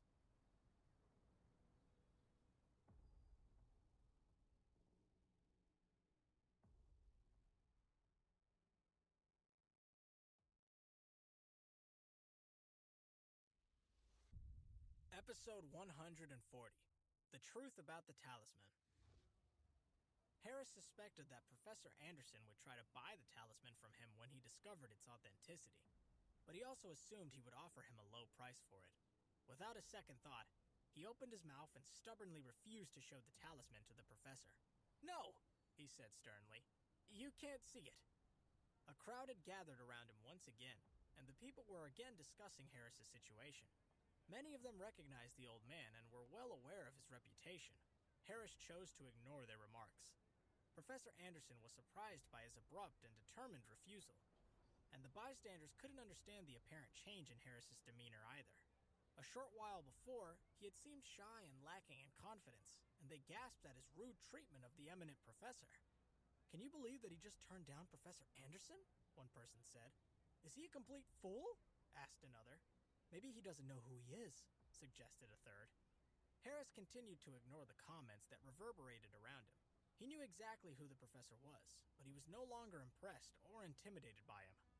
Professor Anderson wasn't perturbed by Harris's attitude, and he gave him a patient smile. "Son," he said calmly, "I saw that tiger talisman you bought for $300. I'm willing to offer you $400. Will you sell it to me? You'll make an instant profit of $100 for doing nothing." It was clear to Harris that the professor presumed that he knew nothing about the treasure he had bought, and that he would be happy with an extra $100. He was beginning to get fed up with adults treating him like a useless, stupid kid. The people in the crowd were still keen to offer their thoughts. "You'd think that $100 for doing nothing would make any kid's heart beat faster," a woman said. "The professor knows everything about antiques," said her friend. "He knows how valuable that talisman is, and the boy is skeptical. He thinks he's not offering him enough." "Do you think?" asked the first woman. "He looks a bit dumb to me. I don't think he's that smart. How could such a kid know anything about antiques?" The professor could see that Harris didn't want to accept his offer.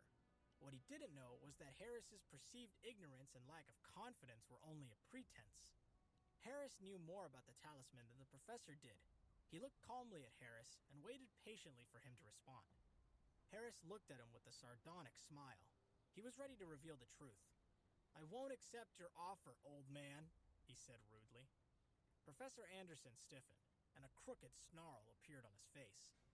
"Do you think I'm stupid?" Harris asked. "Do you expect me to believe that $400 can buy an ancient tiger talisman from the Western Han Dynasty?" He gave the professor one more look of disdain. Then, he turned around and left under the shocked looks of the crowd of onlookers. "What?" said one man incredulously. "Did he say that the talisman is from the Western Han Dynasty?" "Whoa," said another. "No wonder the professor was so keen to buy it." "My God," said a third in disbelief. "Is that talisman genuine?" Everyone looked at Professor Anderson. They all wanted to see how he would react to Harris's claim, and they weren't disappointed. He was staring at Harris's back, and his jaw had dropped so far that it looked like it was broken. Nobody had suspected that the young man had known all along that the artifact was the real thing, and that his dumb appearance had all been an act. The professor was more stunned than anyone by the boy's trickery. He thought about what had just happened, and he began to laugh. "It would appear that I am a greedy man," he said with a chuckle. "That young man played me well. The talisman is indeed a genuine artifact. It's worth at least $10 million. It might even be priceless." The bystanders all gasped at that. None of them had ever come across anything so valuable in their lives before. "Holy moly!" someone exclaimed in astonishment. "At least $10 million? How did that kid know?" And the people all looked around at each other, feeling very foolish indeed.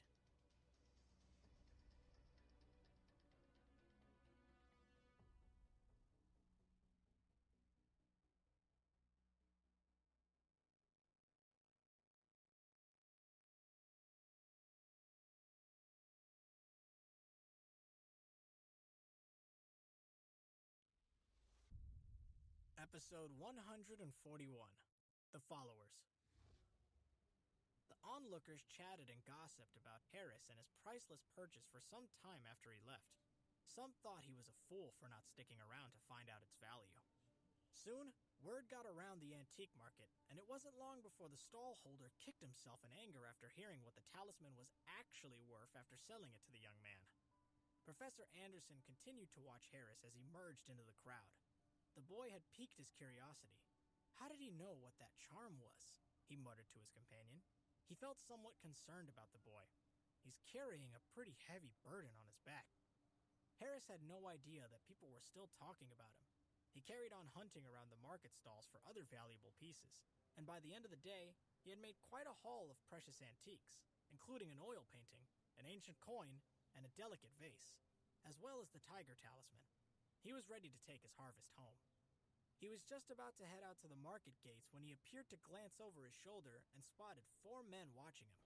They had heard about the priceless talisman, and they wanted it. They all quickly averted their gaze when they caught Harris looking at them, but he knew they were on to him. Harris felt as if he was in some kind of movie about a heist, and it gave him a sense of power. I didn't expect to find myself in the plot of a movie today, he thought with a thrill. He turned away, pretending he hadn't noticed the gang of 4, but he knew that they would follow him, and sure enough, they did. Some passerbys noticed the men pursuing Harris, but they just shook their heads. They didn't want to get involved. They feared that the young man would either be robbed of the talisman or beaten and maimed, and they could only hope that he would be able to defend himself. Harris casually walked through the market gates and into the street. He kept walking until he found an alleyway where there were a few people around, and he turned into it. Behind him, the 4 men followed and were puzzled by his actions. "Hey guys," one of them said cautiously to his friends. "Does this feel wrong to you? Why would he bring us down a quiet alley when there's only 1 of him and 4 of us?" "But dude," said another, "that makes it easier for us." Halfway along the alley, Harris stopped and waited for his pursuers to reach him. He watched them with a sardonic smile. The 4 men looked at each other suspiciously, and then at Harris. "You knew we were following you, didn't you?" asked the one who seemed to be their leader. Harris nodded. "And yet, you didn't run, but brought us here instead. You're a tough guy, huh?"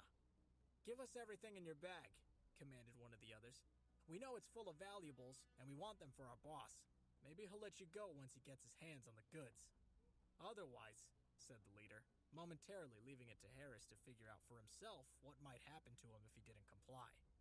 Harris didn't need long to work it out. All 4 men took out a metal bar that they had each concealed in the sleeves of their leather jackets, and all 4 raised their bars and snarled and glared at Harris threateningly.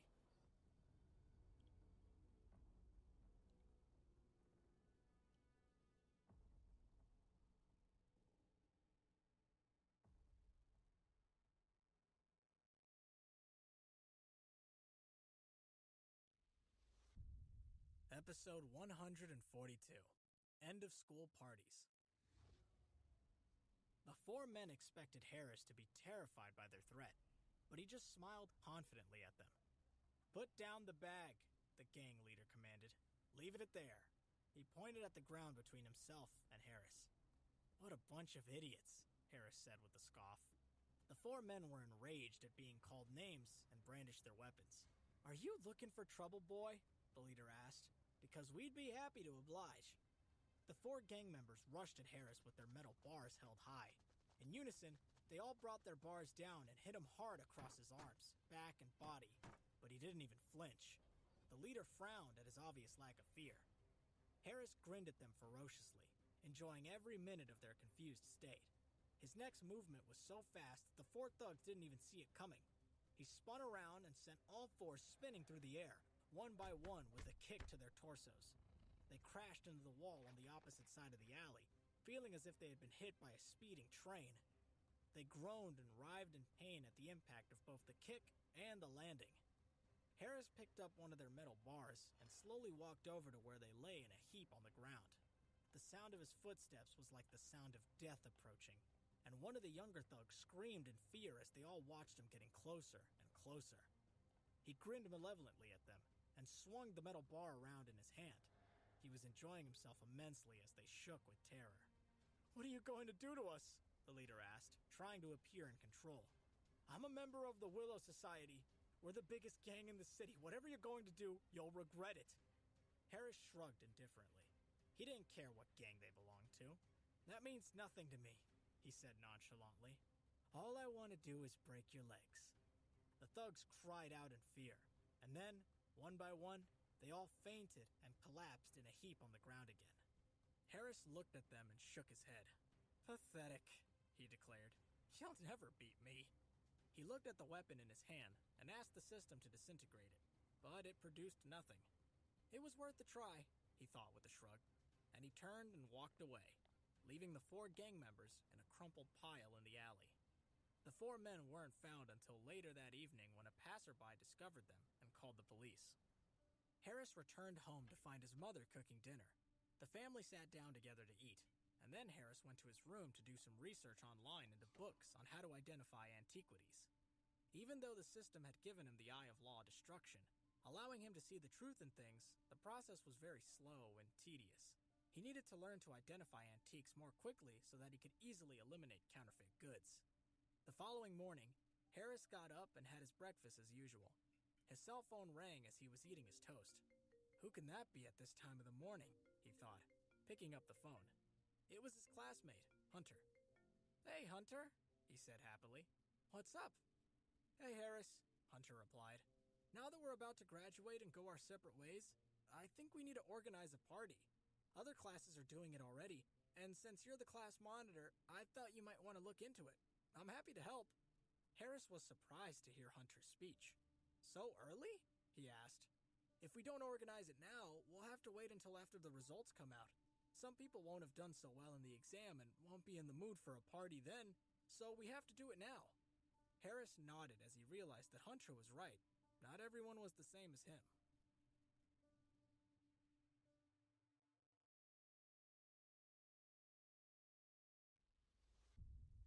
Episode 143, The Dogs. Okay, agreed Harris. I'll announce in class today. He hung up the phone and made his way to school. In class, he announced the proposed party, as promised. Most of his classmates were enthusiastic about the plan and excitedly began to offer ideas. They agreed that the party might be the last time they would all see each other for some time. The date and time were set at 4 p.m. the following Friday. The venue would be the Grand Hotel. As a class monitor, it was Harris's responsibility to book a function room at the hotel, so he left school early that day and headed straight there. The hotel was crowded with people milling around and lining up to speak to the receptionist and concierge. Harris decided to take a seat on a sofa in the lounge area and wait until it had gotten a little quieter. He took out his phone and began to read the news reports. One particular report caught his attention. It was about a couple of dogs that had attacked people in Lincoln Park.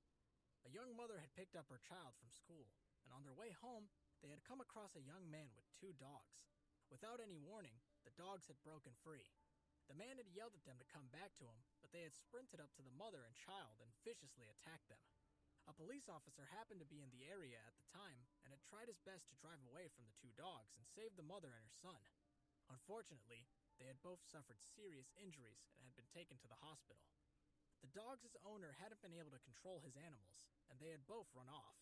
Their whereabouts were unknown. The report went on to warn people to pay attention when they were out and to report to the police any sightings of the dogs. The dogs would be euthanized when they were found.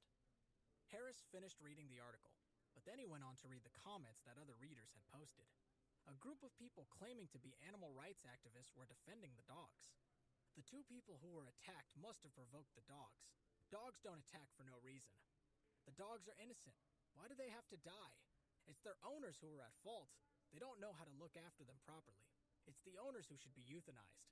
I'm going to find that cop who beat the dogs and beat him up myself. Harris hated all kinds of abuse. It was terrible that dog attacks occurred quite often, but he also hated the extreme lengths some animal lovers went to protect dangerous dogs. He became angrier and angrier the more comments he read. He turned off his phone and shoved it into his pocket, out of sight, out of mind. But he couldn't stop thinking about those 2 dogs that were still out there somewhere in his neighborhood. He felt a little worried for his family. He pulled his phone back out and called his parents. He warned them about the dogs that were on the loose and told them to be careful. He then sent a text message to Olivia and asked her not to walk home from school that day. Then, he checked the time, almost 3 p.m. He looked around the hotel foyer and saw that it had become much quieter, so he picked up his things and walked to the reception desk to book the function room for his class party. By the time he was done, it was nearly 3:30, the time his sister came out of school. The hotel wasn't far from Olivia's school, so he began to walk in its direction and wait at school gates for her to come out. He was beginning to get a little bored, so he looked around for something to do and saw up ahead 2 large, scary-looking dogs. Are those the 2 dogs in the report? He thought fearfully.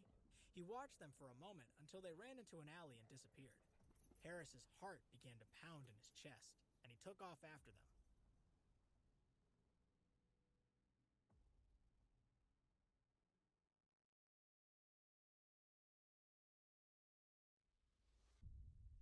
Episode 144, Retribution. Harris followed the dogs into the alleyway.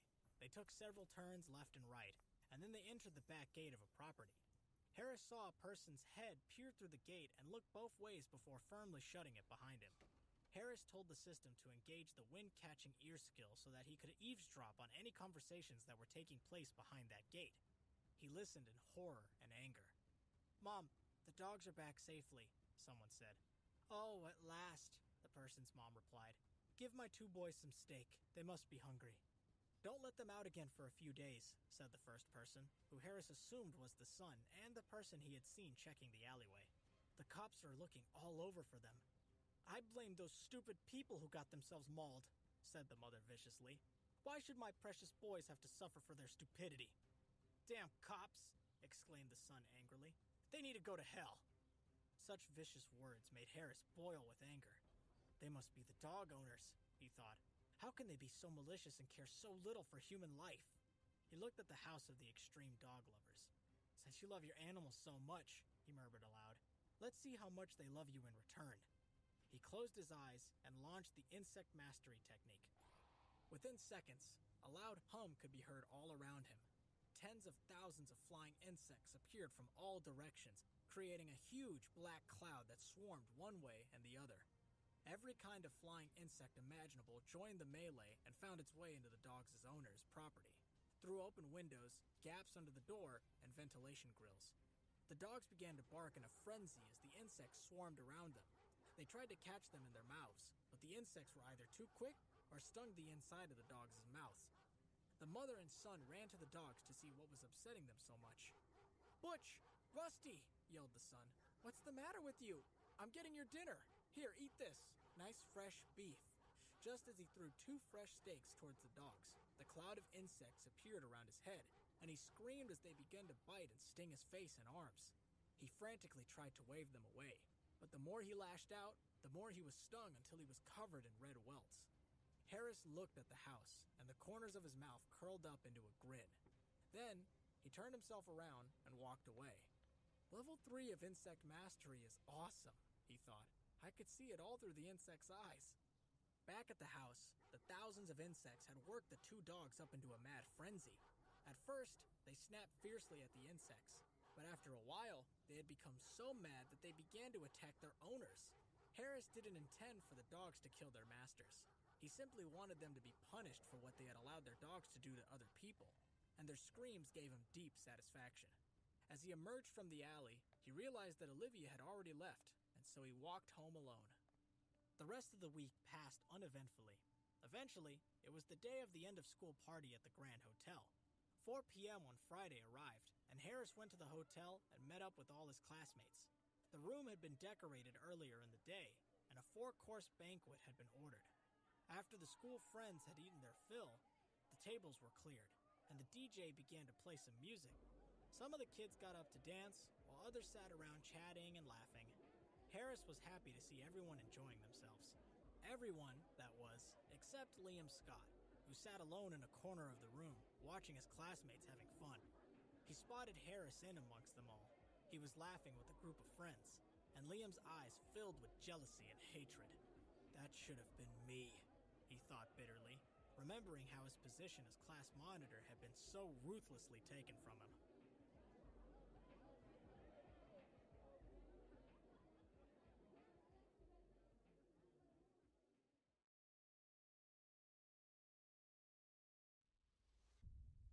Episode 145, Gate Crashers.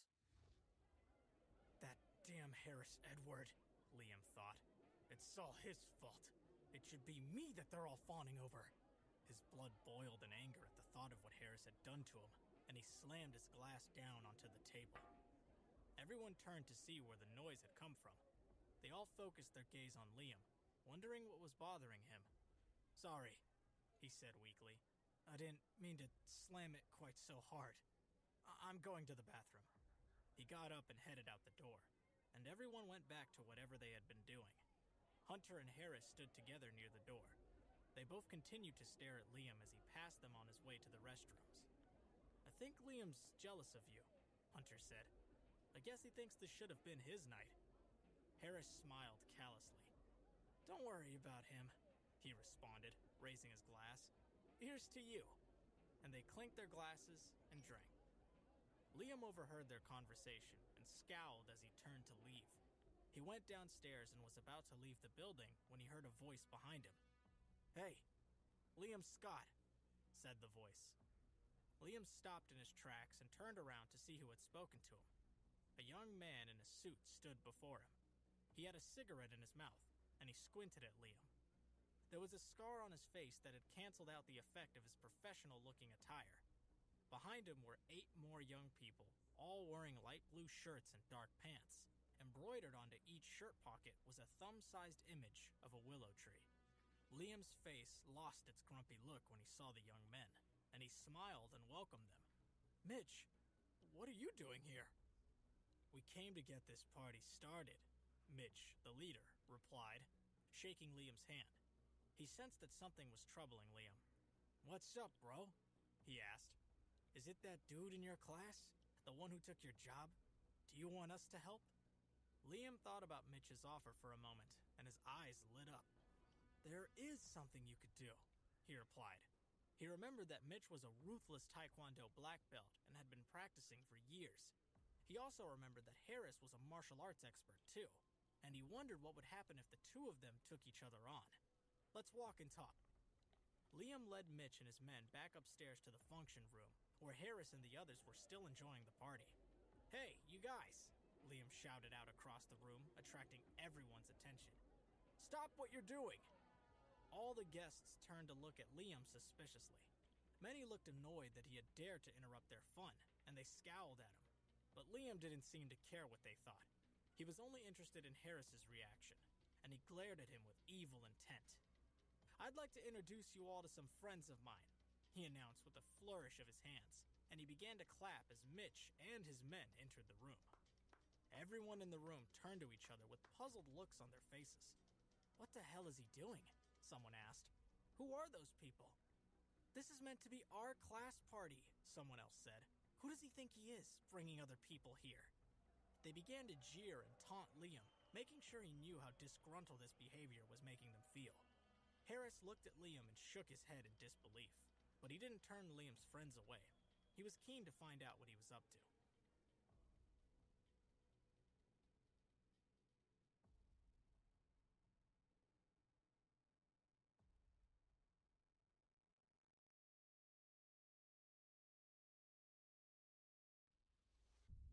Episode 146, The Willow Society.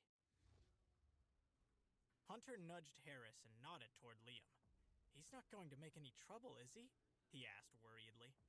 Who cares? Harris replied nonchalantly. Let him make trouble. Let's see what he's capable of. By that time, Mitch and his men had all entered the room, but in the dimly lit space, it was hard for anyone to see their faces. Mitch smiled cynically around the room. No one acknowledged or greeted him.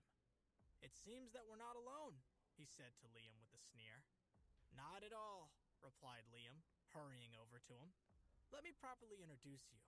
Then, to the room, he announced, Everyone, this is Mitch from the Willow Society, and with him are his 8 friends. The Willow Society, Harris mused. Where have I heard that name before? Then it came to him. Oh, I remember. Those thugs who followed me from the antique market the other day. They were from the Willow Society. And this, continued Liam, pointing to Harris, this is our monitor, Harris Edward. He looked at Harris with a smirk on his face. As class monitor, Harris, you should toast our guests. He looked around haughtily at everyone in the room. "I want to punch his lights out," snarled Hunter to Harris under his breath. "Smug little idiot." Harris stared at Liam with a grin. "Liam," he said casually, "have you forgotten that this is our class dinner, not your private party? If you want to be someone else's lapdog, do it on your own time. But don't stand here in front of all of us looking like the class idiot." Harris's words were met with cheers and claps from his classmates. "Way to go, Harris," they called. Liam again sneered at Harris and looked embarrassed. "You," he began, but was interrupted by Mitch, who came over to him with a smile and gave him a friendly pat on the back. Mitch's attention turned to the mouthy monitor. "This is your monitor?" he asked, looking Harris up and down. But when he saw his face, the color drained from his face as he recognized the kid from the alley. "You," he exclaimed. "It was you who disabled me and 3 of my brothers the other day." Then he burst into wild laughter. "Now I can get what I wanted from you," he said with a sinister chuckle. "Hand over those charms or I'll break your limbs. If you're lucky, I'll spare your life." His 8 gang members surrounded Harris threateningly. Liam knitted his brows in confusion. It seemed that Mitch and Harris already knew each other somehow, but they weren't friends, and Liam's heart leaped with a burst of optimism. "This is good," he thought. Everyone else watched in concern as the gang members surrounded Harris until one by one, a number of them, who were spoiling for a fight, stepped forward with their hands on their hips in Harris's defense. The air was filled with tension as everyone waited with bated breath for someone to make the first move. "What are you all doing?" Liam asked of the boys who had risen to Mitch's challenge. "Sit down. This is a personal grudge between Mitch and Harris. You don't need to get involved."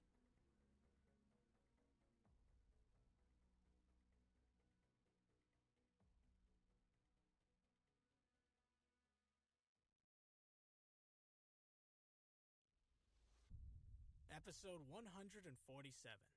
Harris Does It Again. Everyone stared at Liam in disgust. He would have happily let Harris and Mitch beat each other up, but he wouldn't have got involved himself. Mitch took Liam's words as his cue, and he raised his eyebrows and waved his hand. His 8 minions understood the order, and they each took a flick knife out of their pockets. They began to twirl them around in their hands, and the light glinted off the blades like little bolts of lightning. Everyone gasped and looked around at each other with worried looks on their faces. Harris was the only one who didn't seem concerned. "Well, now that we know what you're doing here, you don't need to start a mass fight," he said calmly. He indicated to his classmates to step back and not get involved.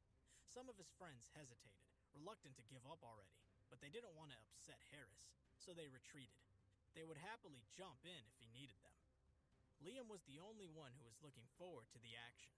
He grinned at Harris in the expectation that his friends were about to annihilate him. "What's the use of strength if you can't beat a Taekwondo master?" he taunted him. Mitch stared with evil intent at Harris and gnashed his teeth impatiently. "You're going to remember today for the rest of your life," he snarled. "Bring it on!" Harris cried confidently. And with that, the 8 minions all lunged forward and tried to stick their knives into Harris. His classmates all gasped in horror and someone screamed, "Harris, be careful!" one of the girls cried in fear. He seemed to be frozen to the spot, unable to move. His friends didn't know if he was scared or dead, and no one dared to check if he was all right. "Oh my God!" cried Hunter frantically. "That guy's a maniac!" In the blink of an eye, Harris moved so quickly that no one saw him wrestle the gang member closest to him and snatch his flick knife clean out of his hand. Harris himself only realized once he had the knife in his hand that the gang member was Robert Jones, the blonde-haired thug whom Kim had paid to have Harris beaten up. He clenched his fist and hit Robert's stomach so hard that he flew across the room and crashed into the opposite wall. 2 other gang members launched themselves at Harris, but he got to them first, and they both shot through the air past Mitch and smashed into the dining table behind him. The wooden table splintered into 1,000 pieces with a huge crack. The remaining 5 gang members were overcome with terror. They hadn't expected this one kid to be able to finish off 3 of their guys so easily. They looked at their 3 beaten companions and shivered with fear. Harris, who still held Robert's flick knife, glanced at the remaining 5, one by one. But they all turned on their heels and ran. Harris smirked and turned his attention to Mitch as he spun the knife around in his left hand. Mitch fidgeted where he stood. He had lost all his friends, and he felt vulnerable.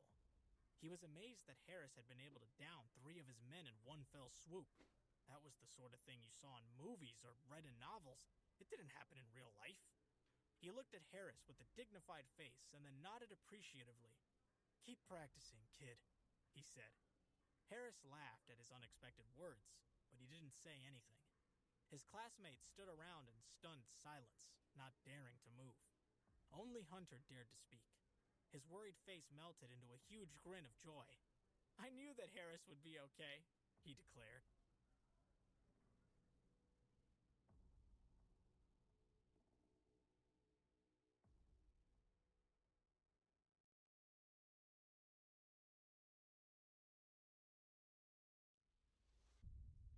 Episode 148, The Tactical Retreat.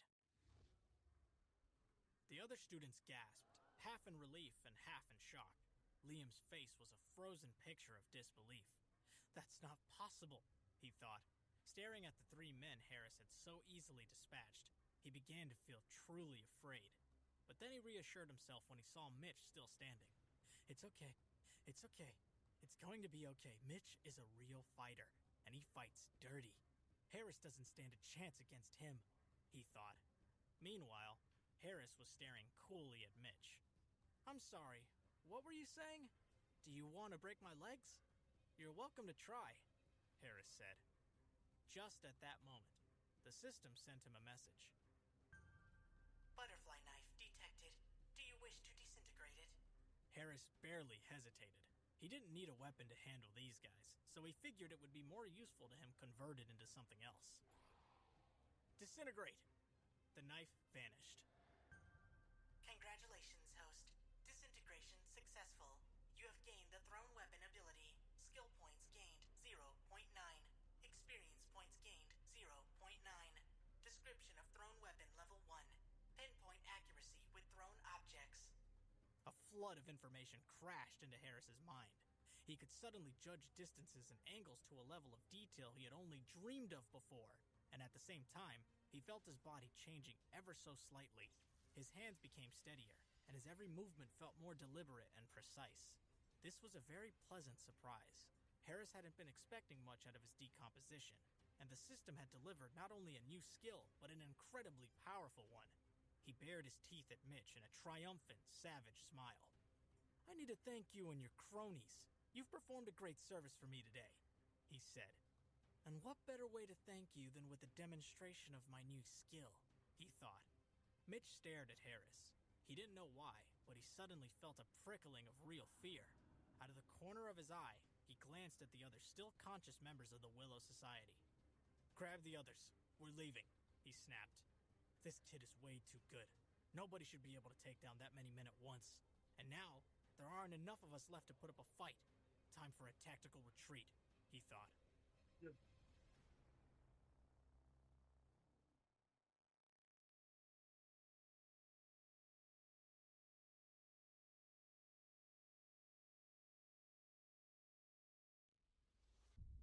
Episode 149, The Knife Thrower. At Mitch's command, several of the younger Willow Society thugs rushed forward to pick up their unconscious colleagues. As fast as they could, they headed for the door. Mitch waited until they were through, and then he slowly began backing toward the door himself. Even Harris was surprised that Mitch was giving up so easily, and the other students were utterly amazed. The leader of the Willow Society running away from a fight with their classmate was a sight that none of them would ever forget. Liam, however, was about to lose his mind. He had bet everything on Mitch being able to deal with Harris. He had believed that Willow Society would fulfill his need for revenge, not turn tail and run at the first sign of trouble. He hurried over to Mitch.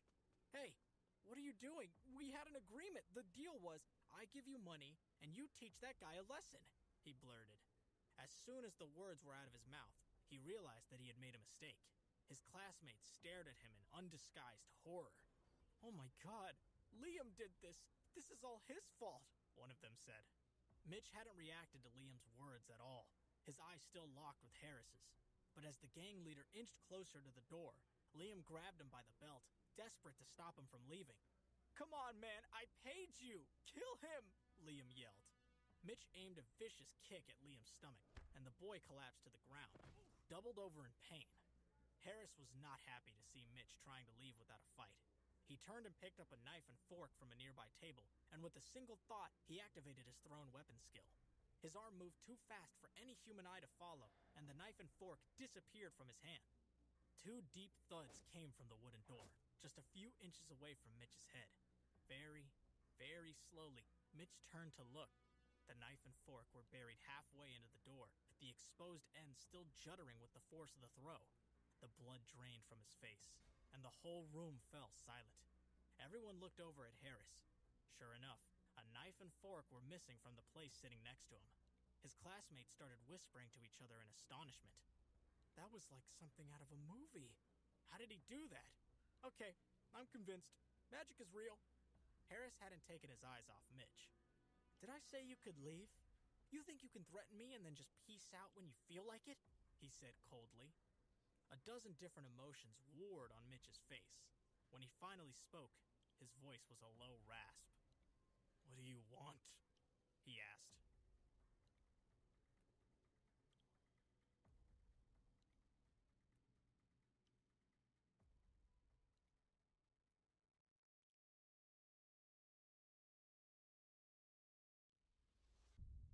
Episode 150. Liam tries to escape. One corner of Harris's mouth curved up slightly. What do I want?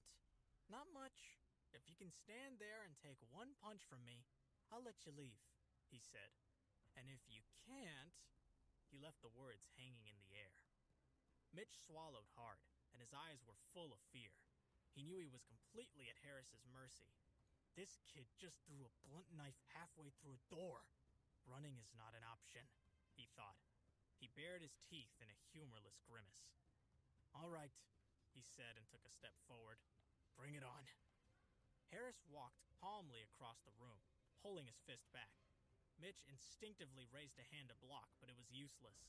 The blow sent him flying backward through the open doorway, and he rolled several feet along the ground. This was the second time Harris's classmates had seen what his punches could do, and they were just as awed as they had been before. Harris strode to the doorway and spoke to Mitch, who was struggling back to his feet. Take your men and get out of here, he said. Boss! Boss! Cried the younger members of the Willow Society. They had all been waiting anxiously for Mitch to follow them out. One of them hurried over and helped them up. We're leaving, Mitch rasped. I expect you to pay for all the damage you've caused today, Harris called after him. Mitch's eyes blazed in pure fury, and his jaw clenched so tight that Harris wondered if he... Time. I'm sorry, but I need to find out what's going on.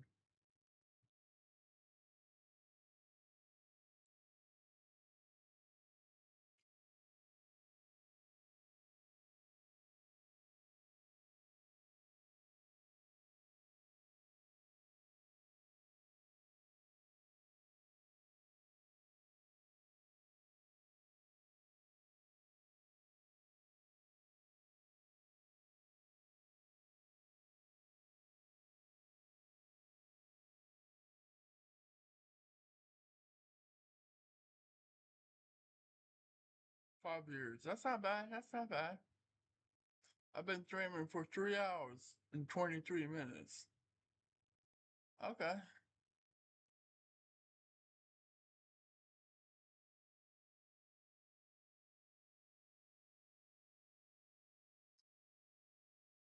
Had to do it. He was going to crack his teeth, but then he spat a single word. Fine. And leaning on his underling, he turned and limped out of the building.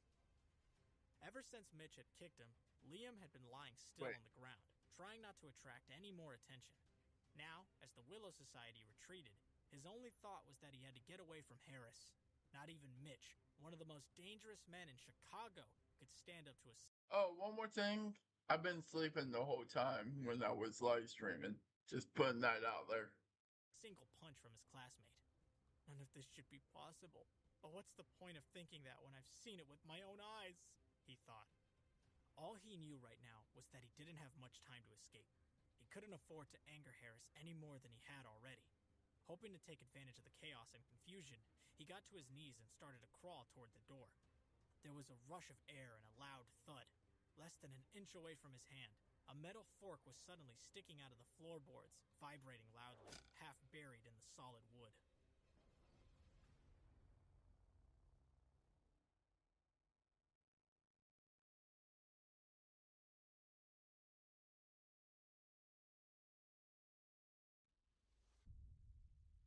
Episode 151, The Choice. Liam stopped dead. Less than an inch to the left and his hand would have been impaled. His whole body trembled as he slowly turned his head toward Harris. His rival's voice, calm and quiet, cut through the deafening silence in the room. "Liam, did I give you permission to leave?" His stomach turned to ice. He turned himself around on his hands and knees, facing Harris, then dropped down and hid his face. He stretched out his arms and clasped his hands together as if he were praying to his classmate. I'm sorry, please forgive me. Don't hurt me, Harris. We've known each other for years. Please, I'm begging you, I'll never do anything like this again." At that moment, he didn't care at all about his ego or how he looked, but his classmates, watching him grovel and plead, felt pity enter their hearts, mixing with their outrage at what he had planned and their satisfaction at seeing him fail. Harris stared at him with an unreadable expression, no sympathy at all in his eyes. What's the right move here? I can't just let him go. That'd teach him that he could do whatever he wants, and I won't retaliate. If I don't teach him a lesson right now, this isn't going to stop, he thought. Well, he said out loud, for the sake of the 3 years we've spent as classmates, I'll give you a choice. Liam looked up into his face, hardly daring to hope. Harris let him wait a few seconds before continuing. It's a pretty simple choice. Either you can stand up right now and take one punch from me as your friend did. Liam's heart hammered in his chest. Can I survive a punch like that? He sent Mitch flying like he was a cartoon character. What if I hit my head on something? What if he hits me too hard? He thought wildly. He kept his eyes on Harris, waiting for the rest of his options. Or I cut off one of your fingers, Harris finished. Liam tried to speak, but no sound came out. He felt like his brain was shutting down. Lose a finger? I can't lose a finger, but I can't die from getting my chest punched in either. Oh God, oh God. Liam hadn't even broken a bone since he was a very small child. He couldn't imagine the pain he was being threatened with. He couldn't move or make a sound. Harris picked up 2 discarded butterfly knives from the floor and started to twirl them expertly. They danced and flashed in his hands, and Liam knew his time was running out. He let out a despairing wail. No, I can't, please let me go, please, he cried. Harris's eyes were as cold as ever. He walked right up to Liam, towering over him. If you won't make the decision, I'll make it for you, he declared.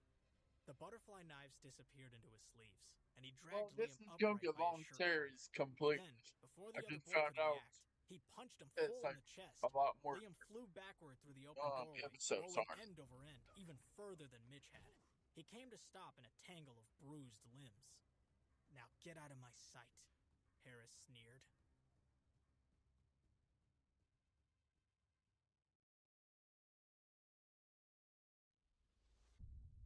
Episode 152. The party's over. Wheezing in pain, Liam clambered to his feet. His legs were shaking and he was covered in cold sweat, but he was alive. He staggered out of the building as fast as he could. As the door closed behind his hated rival, Harris turned to the rest of his classmates with a friendly grin. Thank God that's over with, he said, but no one said anything. His classmates were huddled together in a corner of the room, all of them staring at him in abject terror. The smile slid off Harris's face. As he took a small step toward them, they all shrank back. It couldn't be clearer that the source of their fear wasn't Mitch or the Willow Thugs. It was him. He didn't know what to say to them. He had been planning to spend all evening hanging out with these kids, but that wasn't going to happen. Not when they were looking at him like he was a monster. Harris walked over to where he had been sitting, picked up his glass, drank it in one gulp, and walked out. This is fine. It's not such a big loss. We don't have that much in common anyway. I'm so far beyond them, he thought. As he headed for home, he forced himself to look on the bright side, like how lucky he was to acquire the skill as powerful as thrown weapon. What other incredible powers were waiting for him, hiding inside the everyday objects all around? On his way home, he disintegrated 3 trees and acquired 3 full bottles of vital essence.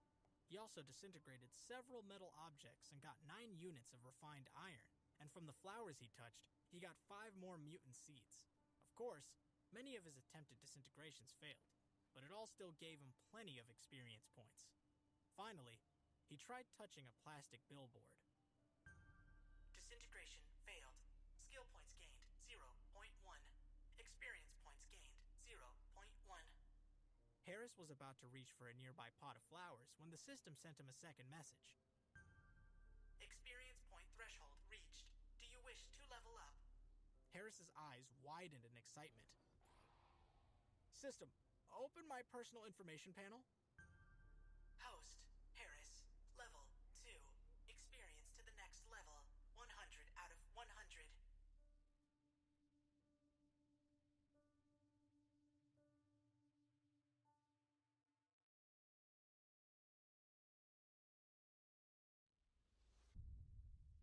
Episode 153, The Accident. Harris gave the command. Level up. Congratulations, host. You are now level 3. The success rate has increased for both super decomposition and synthesis. A new system report had appeared, and Harris grinned at the words level 3. He's level 3, and I've been sleeping for 3 hours? What the freaking hell? Next to his name. He was slightly less enthusiastic about the next line. Experience points to level 4, 0 out of 1,000. It had only taken 100 experience points to go from level 2 to 3. Now he needed 10 times as many. That might take a while, he thought, but that was a problem for another time. Right now, he wanted to improve his skills, especially his new thrown weapon technique. System, spend 10 skill points to upgrade thrown weapon to level 2. Yes, host. Thrown weapon is now at level 2. A feeling of increased power washed over him, and for just a second, he felt he could do absolutely anything like he was holding the entire world in his palm. He shook himself and stared at the system report again.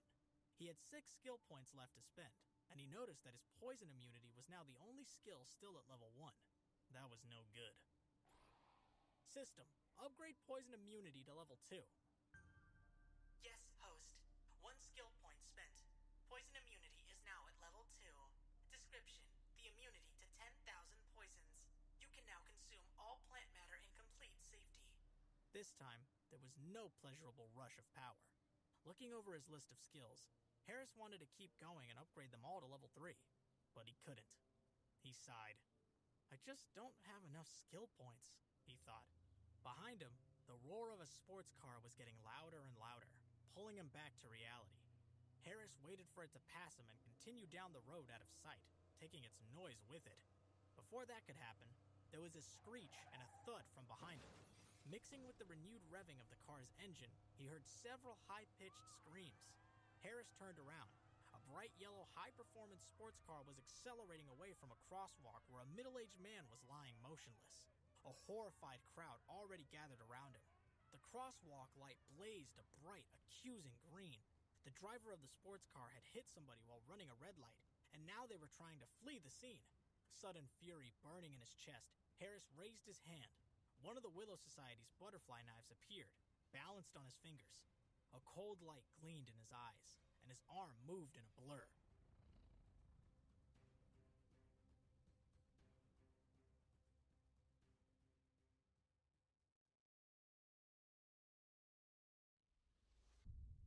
Episode 154, I Can Help.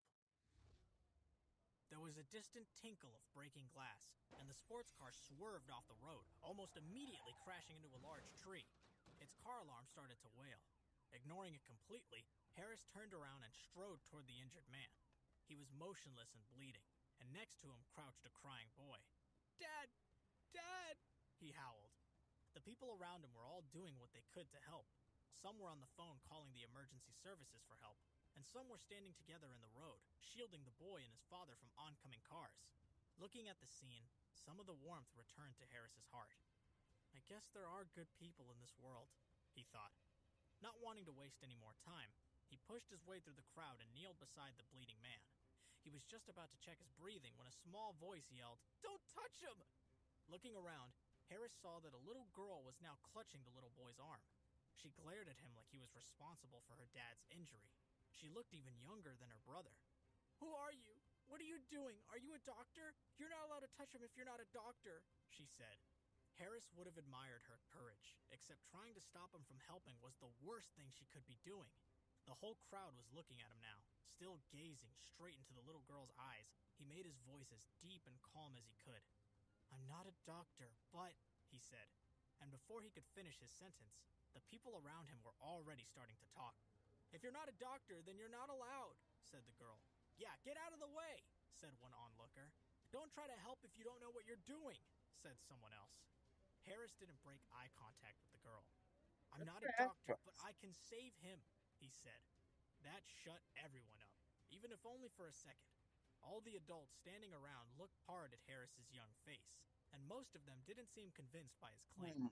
"All right, kid, back off. The ambulance will be here soon," said one man. "Quit trying to be a hero," someone else agreed. "How can you help if you're not a doctor?" the girl insisted. How dare these people doubt me? Harris found himself thinking.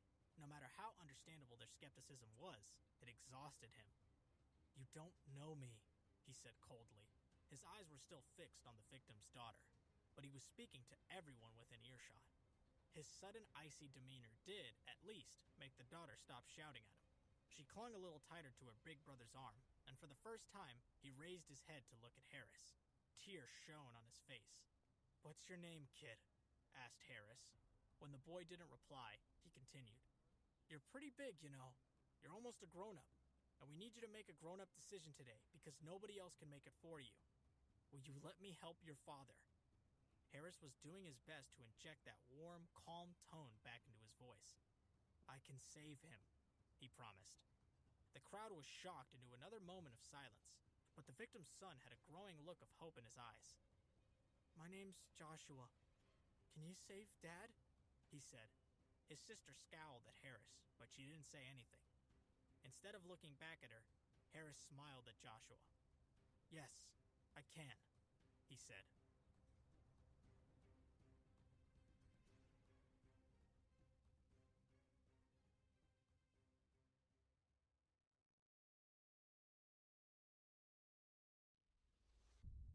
Episode 155, Vital Essence to the Rescue. Hearing this, Joshua burst into tears again. "Help him! Please help him! I want him to be okay!" he said. Harris gave him an encouraging smile. "All right, Joshua, don't you worry. I'll fix him," he said. He reached out and gently ran his fingers over the victim's forehead. Joshua's sister made a small, unhappy noise, but she didn't try to stop him. Harris was glad. He had already lost enough time arguing with her, and he started to worry that when he touched her father's head, he would find it already cold. Fortunately, the system scan reported that he was still alive, but fading fast. He was so hurt that Harris wasn't sure if the ambulance could have saved him. "System, inject 1 full bottle of Vital Essence." "Yes, host. Injection commencing." Harris felt the massive power of the Vital Essence flow through his hand into the man's body, and his injuries started to reverse themselves. Broken bones knitted themselves back together. New blood appeared in his veins to replace what had been lost, and his failing heart was pushed into a strong, regular beat. But it wasn't enough. There were so many injuries in so many places that not even a full bottle of essence could cover everything. Joshua's father was still dying. "System, inject a 2nd bottle." That did it. The 2nd dose of Vital Essence stopped all the internal bleeding and repaired all the man's damaged nerves and organs. He was finally stabilized. Meanwhile, the crowd was staring at Harris, who from their perspective was just kneeling there with his hand pressed to the victim's forehead, doing nothing at all. They were getting restless, and several people were ready to tell Harris to get lost, but more forcefully this time. But the victim's daughter, who was close enough to see some of the healing as it happened, was now convinced that Harris was a miracle worker. "Well, are you going to do anything, or are you just going to..." one onlooker started to say, but she was interrupted by an excited shout. "Look at that! Look, his hand moved! He's waking up!" Harris slowly pushed himself to his feet as the crowd broke into astonished babbling. The victim's eyes fluttered open, and he frowned in slow confusion at the sea of faces above him. "Where am I?" he asked weakly. The crowd was beside itself. "He's alive! My God, he's alive! What the heck did that kid do?" As the man sat up, Joshua crashed into his arms. "Dad! Dad!" he cried, overjoyed. Harris took one last look at Joshua's excited face, and then he turned and slipped away. Joshua and his sister clung fiercely to their dad as he sat in the road, apparently completely unharmed. "This is impossible," their father said to himself. And then the ambulance arrived. The paramedics jumped out and saw the victim sitting in a pool of drying blood, but when they examined him, they couldn't find a single thing wrong. Wanting to explain what had happened, Joshua's sister looked around for Harris, but he was nowhere to be seen. I'd like to know where my headset went.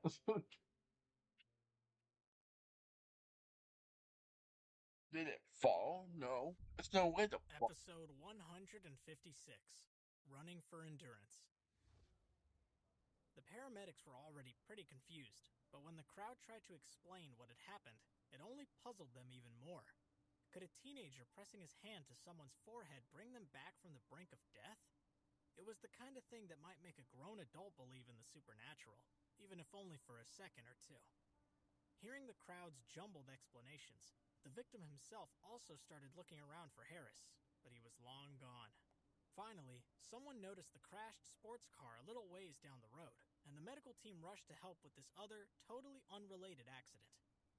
It was clear to everyone in the crowd that what they had witnessed was a miracle, and they started spreading it like wildfire on social media. Fortunately for Harris, no one in the crowd knew who he was, and no one had taken a picture that showed his face.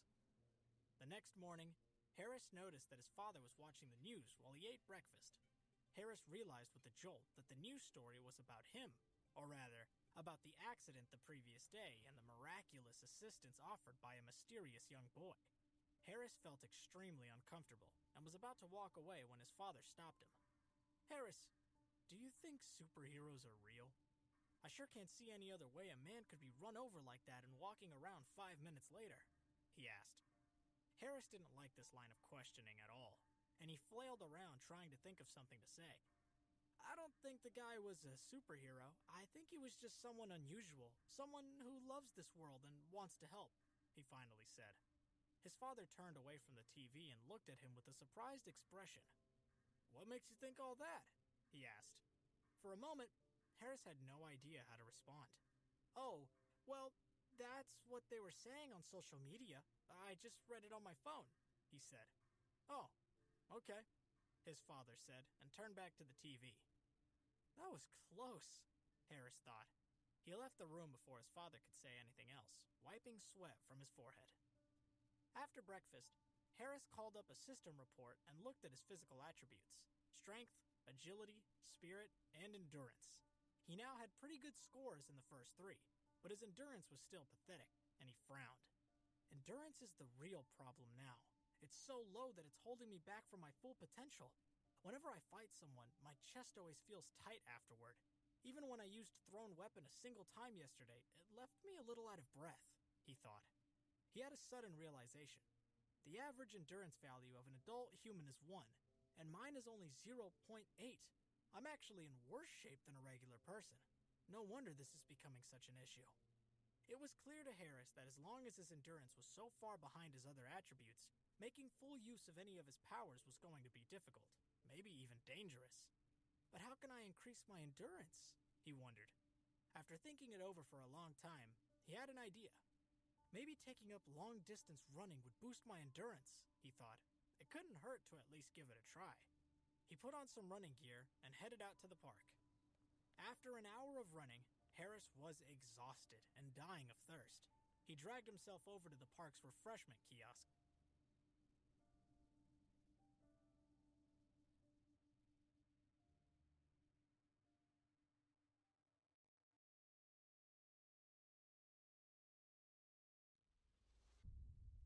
Episode 157, Success and Failure.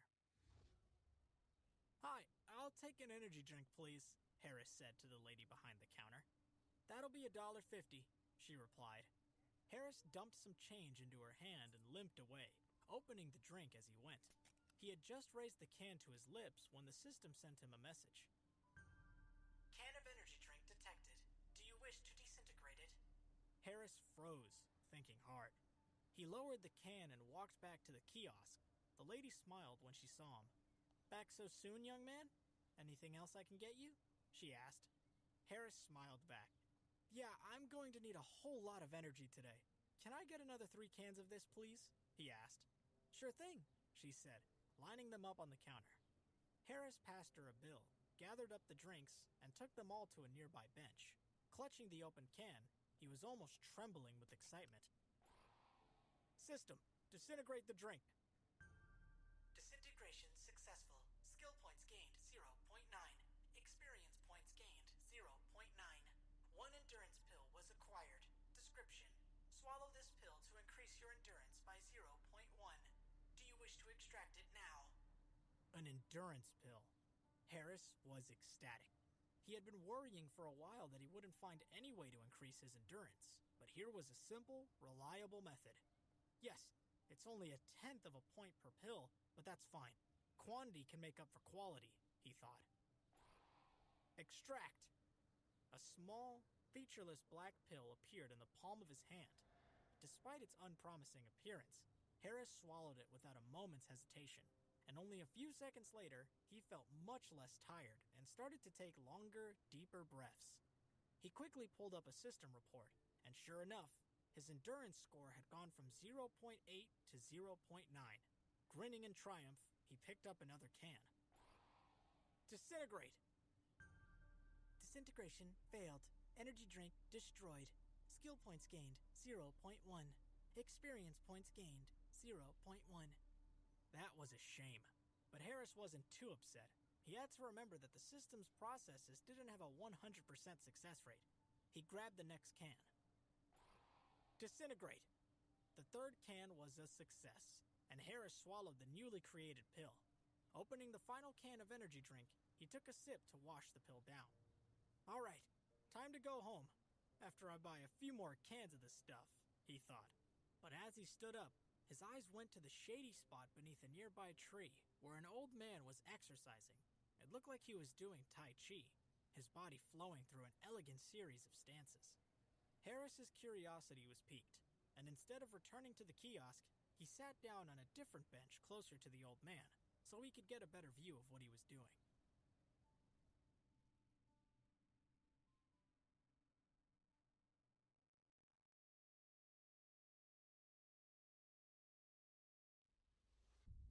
Episode 158, Tai Chi in the Park. Harris watched the older man as he moved slowly and precisely. It was fascinating. He looked fit, healthy, and strong, and was adopting all manner of postures as he followed a set routine in a practiced fashion. "Is this Tai Chi?" Harris wondered. "Isn't that the martial art that people practice in China that has many health benefits? It seems to be catching on here too." Harris sat quietly, watching the man performing his exercise regime. Under a nearby tree, 2 young men were eyeing Harris nervously. "Eric, shall we get rid of him now?" asked one of them restlessly as he nodded his head toward Harris. "Let's not be too impulsive, Nigel," said the other calmly. "There are people about, and that old man would be a witness. I see him here a lot. He might just look like a harmless old man, but I reckon we shouldn't underestimate him. I've seen him here before. He doesn't just practice Tai Chi, he practices other martial arts too." As Eric spoke, Nigel seemed to hesitate, and suddenly he didn't seem to be quite so keen. He looked a little frightened as he looked at the seemingly harmless old man practicing his gentle moves. His eyes held both admiration and a trace of fear. "Maybe you're right. Maybe it's not such a good idea after all," Nigel said after giving the matter some thought. "Yeah, I think we'd be better off waiting for another opportunity," said Eric. Meanwhile, Harris was sitting quietly on the bench when he sensed that something wasn't quite right. He frowned and turned his head slightly, and out of the corner of his eye, he saw the 2 guys under the tree. He casually turned to the other side as if gazing around the park and did not indicate that they had been spotted. But Nigel and Eric noticed him move his head and panicked. "Eric, I think he's seen us," he said. Harris thought about the two men. "I wonder who they are. I wonder if they're more thugs from the Willow Society out to cause me trouble," he sighed. "Or are they something to do with the old man?" As he contemplated whether or not he was in any danger, the old man completed his routine and started walking toward Harris. Harris suddenly felt embarrassed that he had been watching the man quite openly and wondered whether he had been rude to do so. As the old man got closer, Harris got up and started to apologize. "I'm sorry, sir. I hope I didn't disturb you while you were exercising," he said. But the old man just smiled. "It's okay. You've been watching me for a long time. What do you find so interesting?" Harris wasn't sure exactly what the old man wanted him to say, so instead of answering, he asked a question in return. "Do you only practice Tai Chi, sir?" he asked. "No, I practice other styles of martial arts as well," he replied. "Oh?" Harris asked. He was surprised and doubted that the old man practiced any of the other more physical styles of martial arts. But the old man just nodded. Harris was impressed. "I wonder what other skills he has." The man turned his head and looked as if he was preparing to leave when Harris suddenly thought of a question that had always puzzled him.